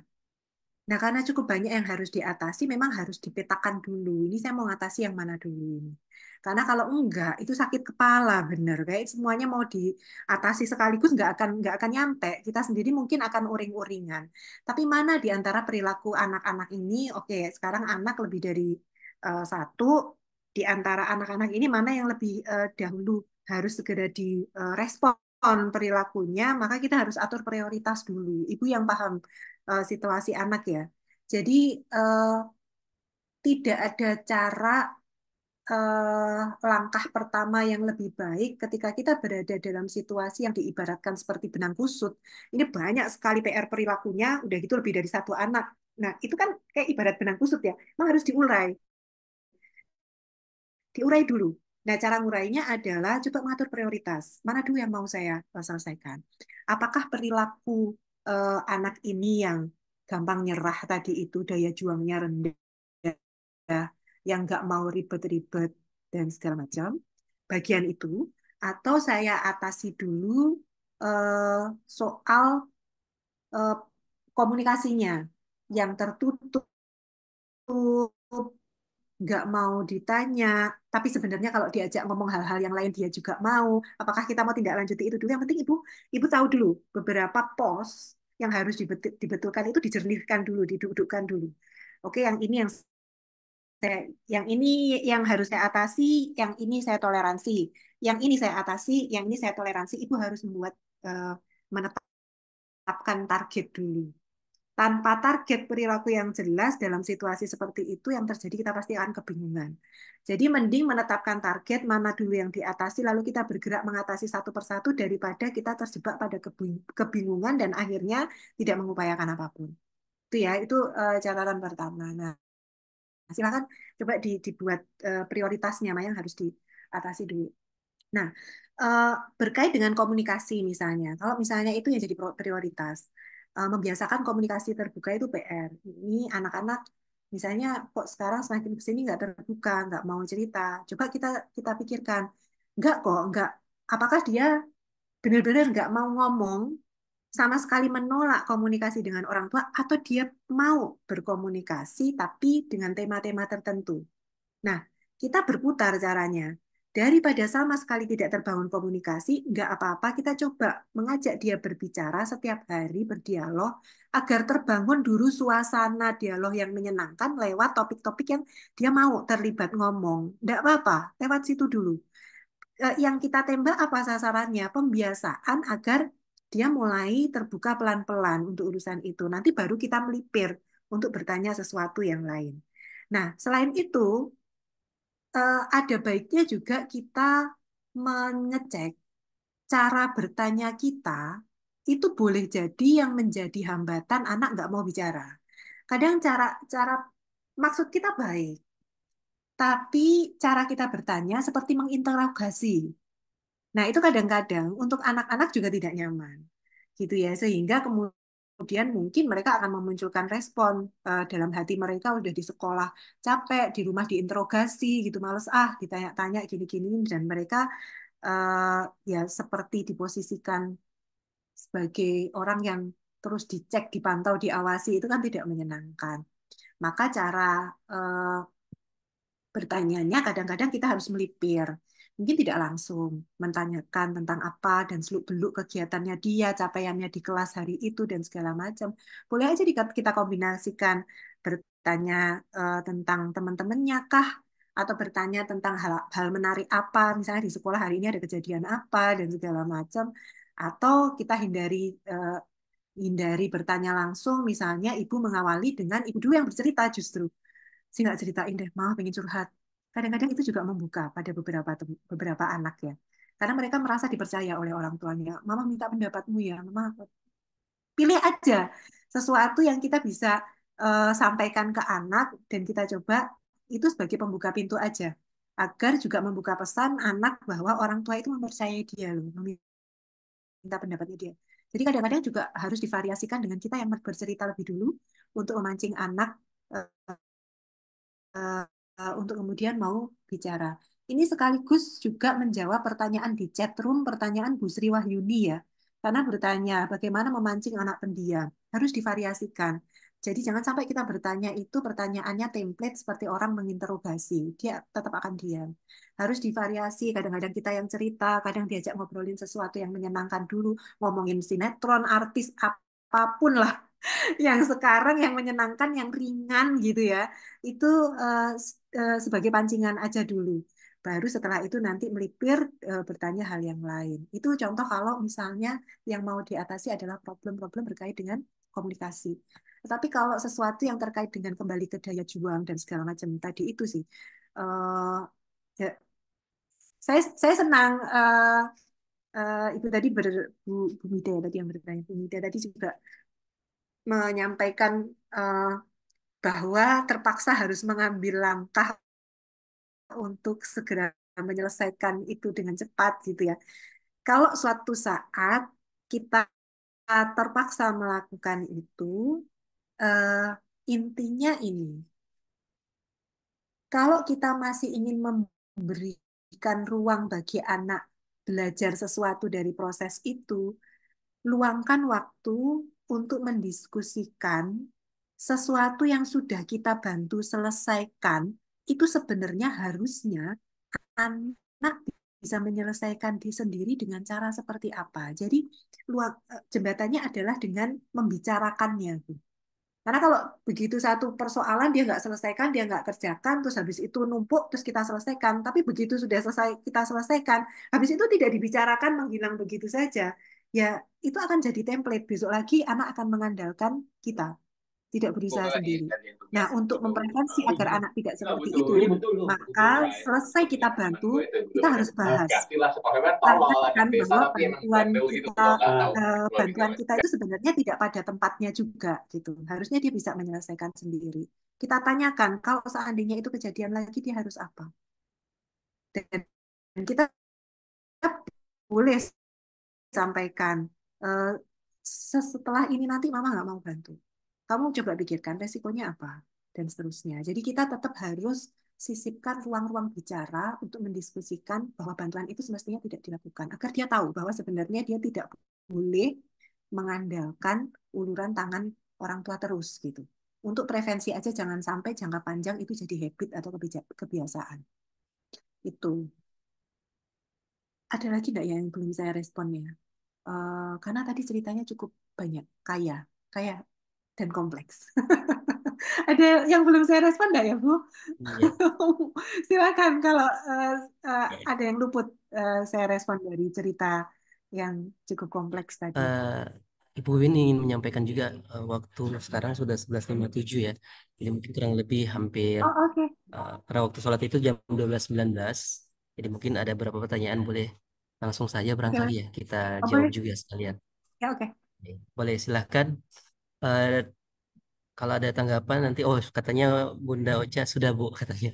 Sudah aman udah jawab. Oke, silakan Bunda Zidan mungkin. Ya, setelah itu langsung ke Bundanya Iza. Nanti langsung saja dua pertanyaan langsung jawab sekaligus. Oke, Kak Ya, Sul. silakan. Terima kasih banyak, Kak Sul. Assalamualaikum warahmatullahi wabarakatuh, Ibu Wiwin. Alhamdulillah bertemu di sini. Saya mohon izin tutup kamera. Lagi riwah di sini. Ini saya juga mau nyambung pertanyaannya Ibu Adel sih sama seperti tadi Bu Mida. Suatu waktu sidang kayak gini, Bu. Umi momennya habis terima rapot. Jadi di LC dan RSC itu kalau terima rapot kan yang presentasi siswanya. Kemudian setelah presentasi itu dia menunjukkan ini yang saya sudah bisa, ini yang saya tidak bisa. Di rumah sempat ngobrol. Dia bilang, Umi, kenapa Kak itu saya harus belajar matematikanya XY, XY? Untuk apa Kak itu? Bukannya saya mau jadi pedagang ya? Kenapa tidak hitung uang saja ya? Anak saya insya Allah semester depan kelas SMA, masuk SMA Bu Wiwin. Namun memang perkembangan kognitif karena pengaruh perkembangan bahasa yang telat dan beberapa gejala lainnya, itu sekarang yang sangat mencolok kemampuan matematiknya. Memang dia sering sekali mengaku, oh Umi, saya mohon maaf ya, maafkan saya yang mengecewakanmu. Tapi saya tidak pernah nuntut sih juga, kok ada bahasa kayak gitu ya sih, dan yang mengecewakan. Saya memang tidak bisa di sini. Ya sudah, nak, kalau tidak bisa di situ tidak usah dipaksakan. Jadi saya sontak langsung seperti itu. Jadi, dan saya sih sebenarnya setuju sama sih, dan untuk apa sih itu itu dipelajari. Ya tidak dipakai juga sih memang ya, kalau memang sudah fokus ke passionmu ke sana. Jadi saya memang termasuk orang yang tidak, akhirnya sekarang pun dengan adiknya yang tanda kutip reguler pun juga tidak menuntut masalah akademik. Saya tidak tahu ini benar atau salah, karena saya juga flashback juga dulu, saya kan suka dituntut ya. Tidak mau saya anak saya tertuntut dengan harapan saya yang tidak sesuai dengan keinginan mereka ya. Jadi ya saya sekedar menguatkan, oke, tidak apa-apa. Kalau memang sidang tidak bisa eksi karena ribet, memang saya mencoba memikirkan bagaimana dia berpikir, karena angka yang ditulis dengan angka yang disebut dengan angka yang dia seharusnya itu kadang bolak-balik. Berapa untungmu hari ini sih, dan 52 padahal 25. Oke, saya berusaha untuk ya anak saya begini kondisinya. Saya malah mengapresiasi bahwa dia sudah mampu mengukur kemampuannya kali ya Bu ya. Ya saya mampunya di sini, ya sudah, saya tidak usah maksain diri. Dan memang saya sudah passion saya tidak nuntut itu kok. Itu sih kesan yang saya dapat dari dan termasuk adiknya juga mengeluhkan itu, Umi kayaknya otakku tidak mampu untuk hitung-hitungan, kayaknya ini satu peta, satu yang sama ya, saya juga memang tidak kuat hitung-hitungan sih nak. Tapi sekali lagi saya berusaha ya, oke, ketahui ketidakmampuanmu, coba kau kenali apa yang bisa kau kembangkan dari dirimu, pasti ketemu. Tapi apakah itu saya tidak men-challenge dia untuk ayo daya juangmu. Padahal Sidan sudah bilang, kenapa ya saya masih dapat B, padahal saya sudah berusaha loh Umi, saya berkali-kali mengusahakan, menyelesaikan matematika itu, saya bahkan googling untuk cari tahu, berusaha, tapi kenapa saya masih dapat B ya? Terus saya tanya, harapanmu apa nak? Dapat C, dia dapat C. Harapanmu apa ya? Paling tidak bela. Oh begitu. Jadi asumsi saya, oh dia sudah bisa mengetahui, oh ada prestasi nih. Ada, kalau saya begini saya mencapai ini, tapi perlukah? Jadi saya cuma menguatkan, oke, itu kemampuanmu. Apa yang kamu bisa kembangkan ya udah, itu saja, saya tidak nuntut apa-apa. Tapi alhamdulillah forum ini membuat kita saling menguatkan kayaknya Bu. Terima kasih banyak. Waktu sudah sangat mepet. Assalamualaikum Waalaikumsalam warahmatullahi. Iya, langsung ini saja pertanyaan kedua. Ya. Silakan, Kain Bunda Iza. Makasih Kak Sul. Bismillah. Assalamualaikum warahmatullahi wabarakatuh. Makasih. Salam Bunda Wiwin ya, manggilnya Bunda. Masya Allah, saya barusan follow IG-nya Bunda. Kayaknya saya pernah follow di Facebook, tapi Facebook sudah lama saya tinggalkan, banyak di IG. Bunda Wiwin, ini mungkin saya agak mundur ke belakang, tapi menarik yang tadi di slide pendukung dalam mengupayakan adaptasi itu ada 6 langkah ya. Yang pertama memperbaiki mindset, kemudian yang kedua mengelola kondisi psikologis, harus tepat gitu. Sebenarnya kalau yang 4 langkah ke belakang, jujur barangkali kami dari orang tua ya kayak belajar parenting, saya tuh termasuk apa ya, masih zaman remaja itu sudah suka baca buku-buku Fozil Adim gitu, baca gitu ya. Ini. Tapi dengan seiring perjalanan waktu, oh ya, saya sudah punya 4 anak. Maksudnya biar Bunda Win punya gambaran ya. Yang pertama usia 22 tahun, sudah mau wisuda. Ya, saya sini lagi ada waktu. Kemudian yang kedua 17 tahun, Izzah sudah mau masuk kuliah. Kemudian yang ketiga Haura Dile itu usia 15 tahun sudah mau masuk SMA. Kemudian yang paling kecil 5 tahun. Nah, seiring perjalanannya waktu itu, saya suka sekali ikut-ikut kegiatan parenting. Tapi ternyata seperti tadi Bunda siapa ya tadi? Yang pertama bertanya tadi. Jadi sering kayak ibaratnya sering keceplo apa Ya. kebablasan gitu Bunda ya. Nah, tadi kan sudah Bunda Wiwin sudah menyampaikan bahwa bisa jadi kita orang tua yang belum tepat mengelola emosi, belum tahu caranya gitu Bunda ya. Tadi kan Bunda Wiwin sudah kasih contoh-contoh praktis, misalnya kita jeda dulu, kita cari akal dulu gimana biar kita punya me time gitu Bunda ya. Nah, itu sih sebenarnya memang sudah kami lakukan, Bun. Nah, tapi ada hal yang barangkali kami tuh orang tua sadar bagaimana mengukur. Jadi ada kan namanya trauma ya, Bun. Trauma itu misalnya trauma pengasuhan, trauma finansial, trauma apapun. Nah, trauma ini sebenarnya yang bagaimana kita mengukur bahwa ini adalah trauma atau ini adalah cuman endapan atau misalnya emosi negatif yang muncul di kondisi saat itu. Tapi kan ada yang namanya ada ya namanya trauma yang sebenarnya masuk alam bawah sadar. Nah, sebenarnya yang barangkali kami sadari, saya secara pribadi Bun, ini kayaknya kebanyakan trauma nih. Jadi, apakah memang pada saat kapan kita bisa mengenali bahwa oh diri saya ini rilis emosi traumanya udah clear nih. Karena kadang kalau yang kondisi saat saat ini misalnya kita lagi apa gitu sedih gitu kita bisa rilis gitu emosinya Bunda. Tapi yang trauma-trauma ini kapan kita memastikan bahwa trauma-trauma misalnya finansial, trauma pengasuhan orang tua atau apa yang dulu itu udah bersih, udah clear dan tidak kita lampiaskan dalam tanda kutip ke anak kita. Mungkin singkat itu aja pertanyaan. Makasih.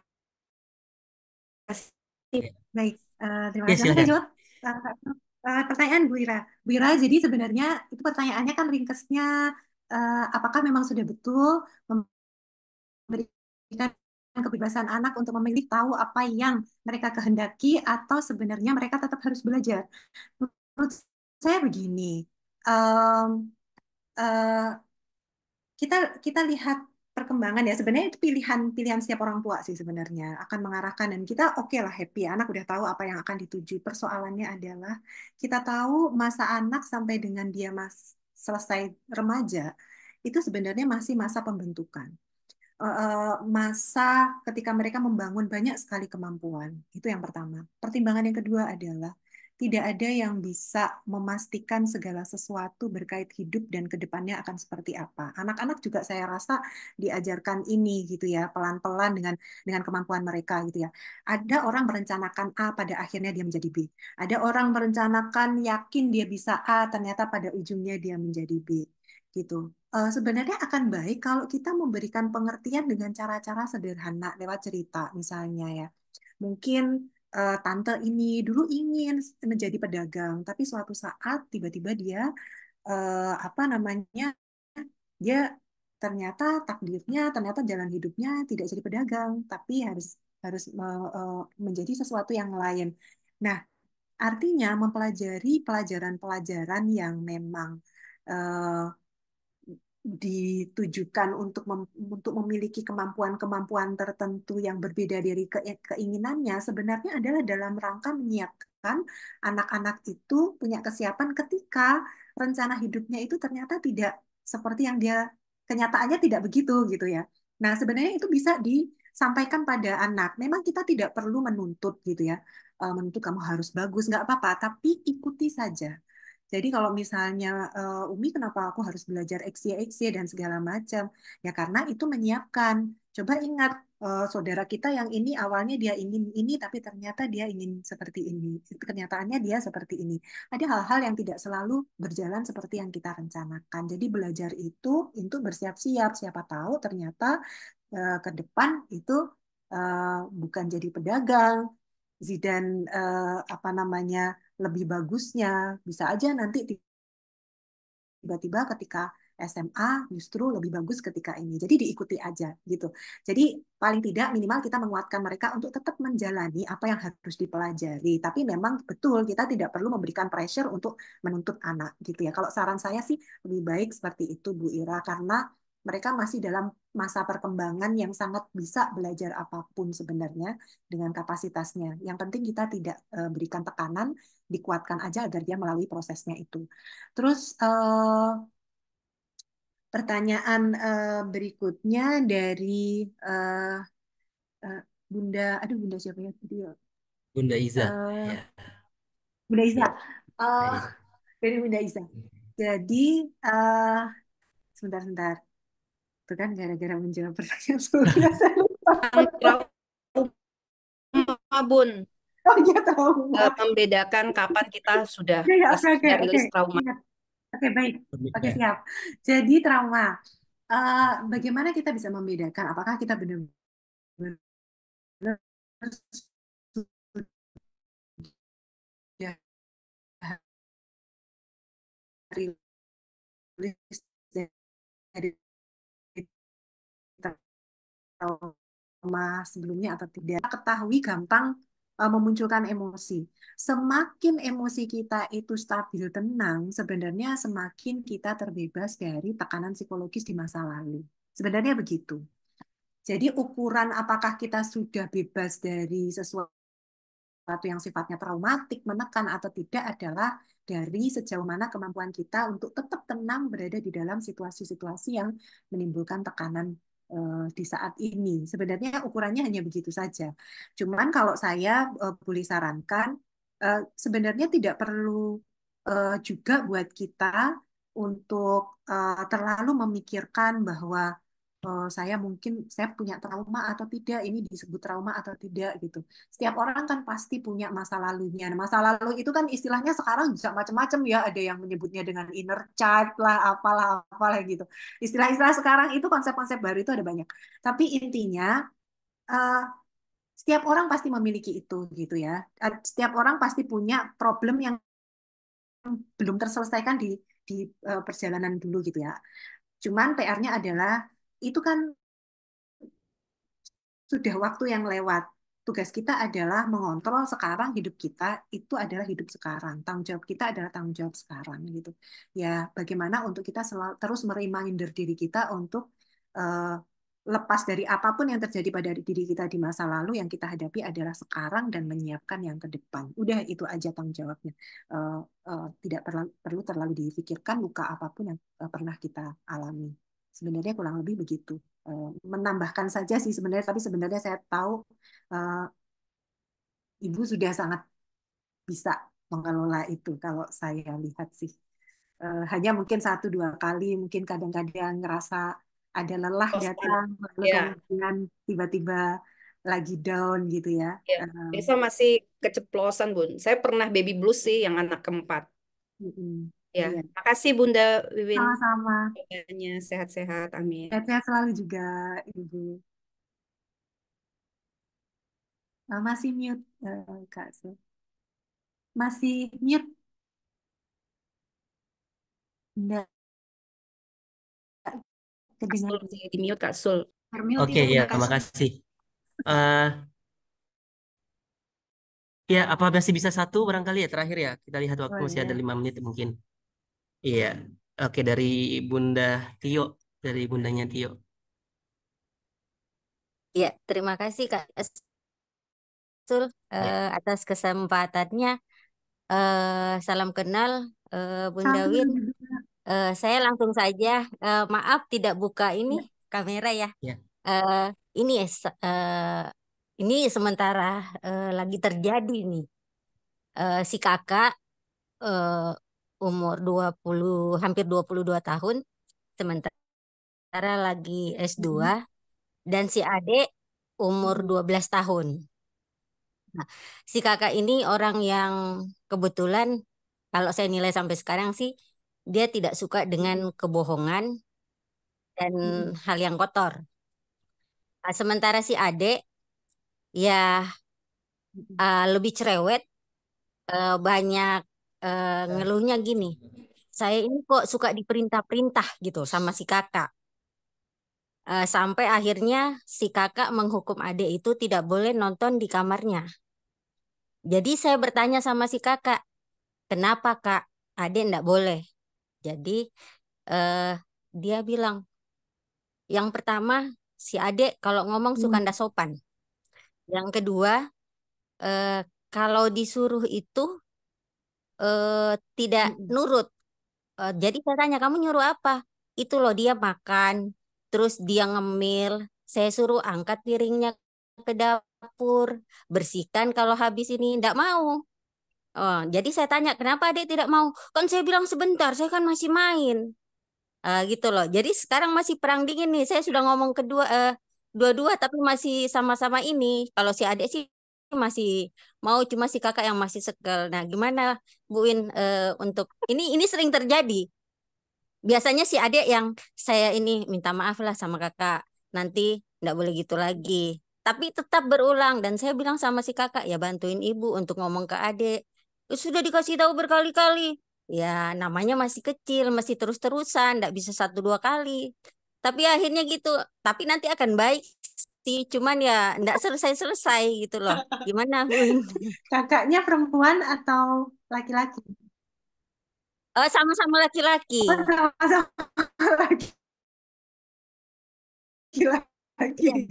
Ya ini kalau tadi saya nanya perempuan atau laki-laki, biasanya kalau perempuan itu karena memang kapasitas emosinya itu lebih besar. Biasanya kalau kita ajak untuk berempati itu lebih mudah daripada laki-laki.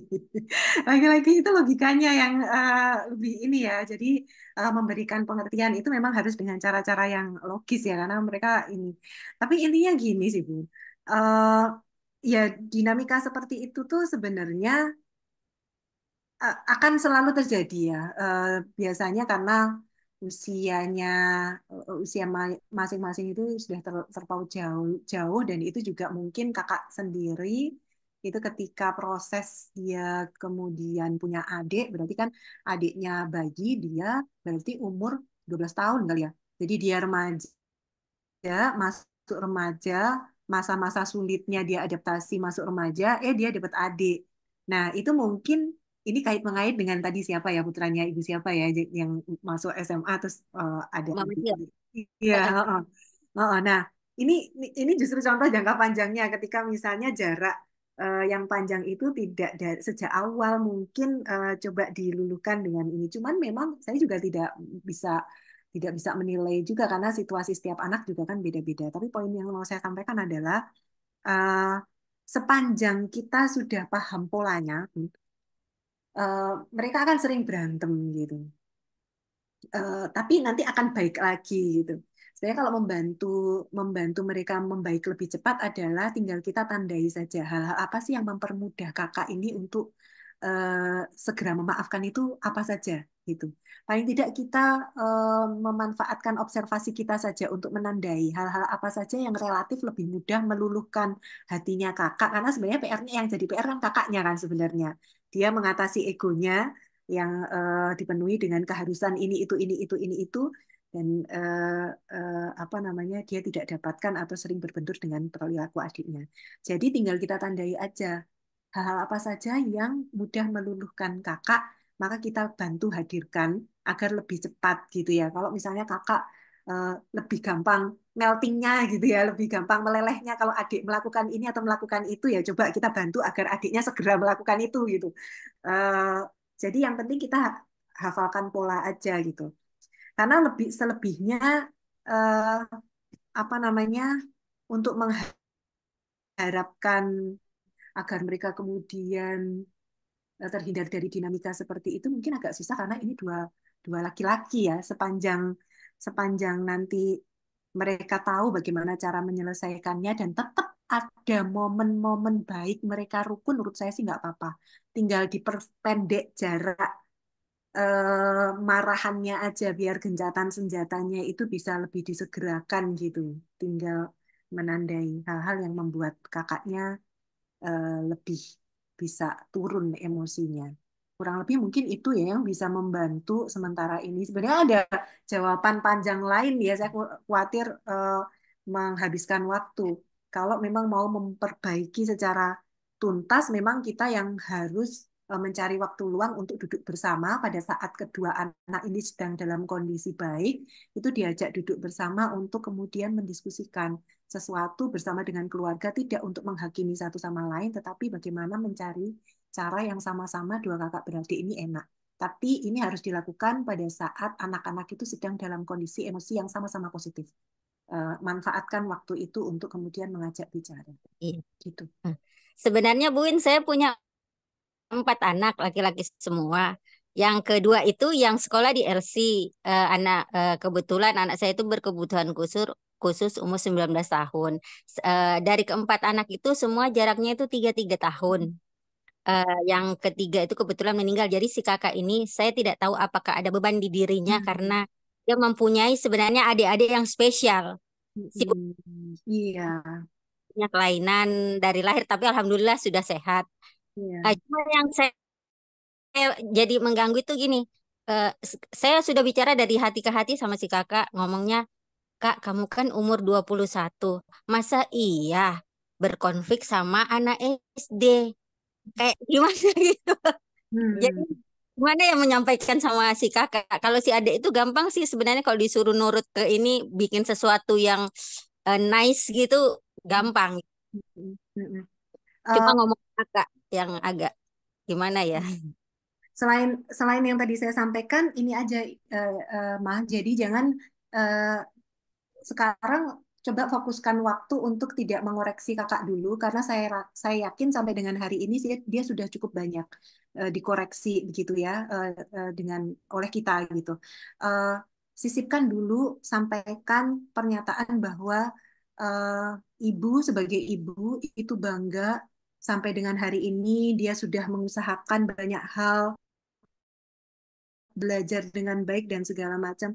Justru dibalik sekarang muter, jangan koreksi dia dan bagaimana perilakunya dengan adik, tapi puji dia, senangkan hatinya dengan sesuatu yang memang sudah baik dia lakukan. Itu coba sampaikan apresiasi, Bu. Biar dia tahu bahwa sepanjang perjalanan hidupnya yang dia harus mengerti kondisi adik-adiknya itu tidak membuat ibunya lupa bahwa dia juga sudah mengerjakan banyak hal yang baik. Sisipkan itu dulu, baru nanti pelan-pelan nanti melipir lagi, mencari cara untuk membetulkan perilakunya yang mungkin masih belum ini. Tapi dulu kan menghargai usahanya dia sejauh ini yang sudah memberi pengertian banyak hal ke adik-adiknya. Menurut saya itu penting untuk dilakukan. Itu sudah saya lakukan, Bu Win. Cuman si kakak ini gengsinya tinggi ya. Itu sampai bertangis-tangisan malah sama saya. Cuman kakak ini gengsinya tinggi. Iya, Jadi, nggak apa-apa. Jadi gengsi itu hanya luarnya aja, tapi dalamnya sebenarnya itu pendekatan yang bagus, Bu. Tinggal nanti telaten aja melanjutkan. Makasih banyak, Bu Win. Makasih banyak. Terima kasih kesempatannya. Terima kasih. Terima kasih banyak Bunda Tio sudah ya menghari pertanyaan. Mungkin saya yakin semua masih pada mau bertanya, cuman waktu kita yang terbatas. Mohon maaf ya Bunda. Dengan hadir saja menyimak, Masya Allah itu sudah luar biasa menurut saya. Sudah luar biasa apresiasi buat ayah Bunda. Dan mungkin ya sebelum kita tutup, kembali saya ucapkan terima kasih kepada Bu Wiwin yang sudah berbagi banyak ya. Alhamdulillah luar biasa ilmunya. Nah, ini jadi ilmu bagi kami, guru-guru juga di sini mendengarkan, alhamdulillah mereka mendengarkan juga. Ya, banyak. Justru sebenarnya ini masih banyak lagi ya, hanya saja waktu ya. Semoga di next ya, di waktu lain kita bisa kembali berjumpa untuk bisa membahas apa-apa saja yang penting untuk kita bisa bangun bersama ya. Dan terima kasih juga kepada Ayah Bunda yang sudah bertanya, mohon maaf. Nanti ada yang beruntung ya, yang mendapatkan hadiah dari pihak sekolah, pihak sponsor. Terima kasih kepada sponsor-sponsor yang sudah berpartisipasi, ada Rumah Devina, Little Balls, Kopi Cookies, dan Easy Clean. Ya, semoga apa yang menjadi kontribusinya menjadi kebaikan untuk kita semua. Dan mungkin kita akhiri saja. Insya Allah ya Bunda izin kami nanti share materinya, Bu Wiwin. Silakan. Iya, Silakan. nanti akan kami share di grup materinya dan juga kami akan juga menyampaikan siapa saja yang beruntung mendapatkan hadiah ya di grup. Cukup barangkali, alhamdulillah karena waktu juga sudah masuk tepat azan. Kita ucapkan sama-sama alhamdulillah dan kita berdoa khusus juga untuk Ibu Wiwin sudah berbagi ilmu. Kita doakan semoga apa yang disampaikan hari ini memberi keberkahan ya, memudahkan segala urusan serta kebaikan-kebaikan pun kembali hadir ya, mendekati. Kita baca tutup dengan Al-Fatihah dan doa ke majelis. Al-Fatihah. Auzubillahi.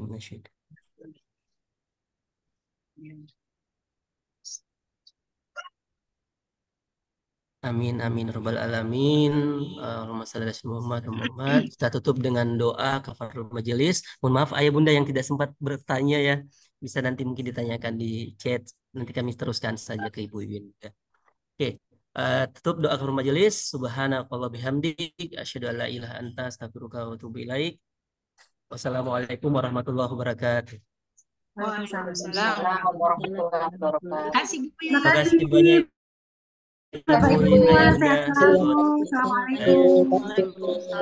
warahmatullahi Bapak wabarakatuh. Ibu, Masya Allah, barakallah ilmunya.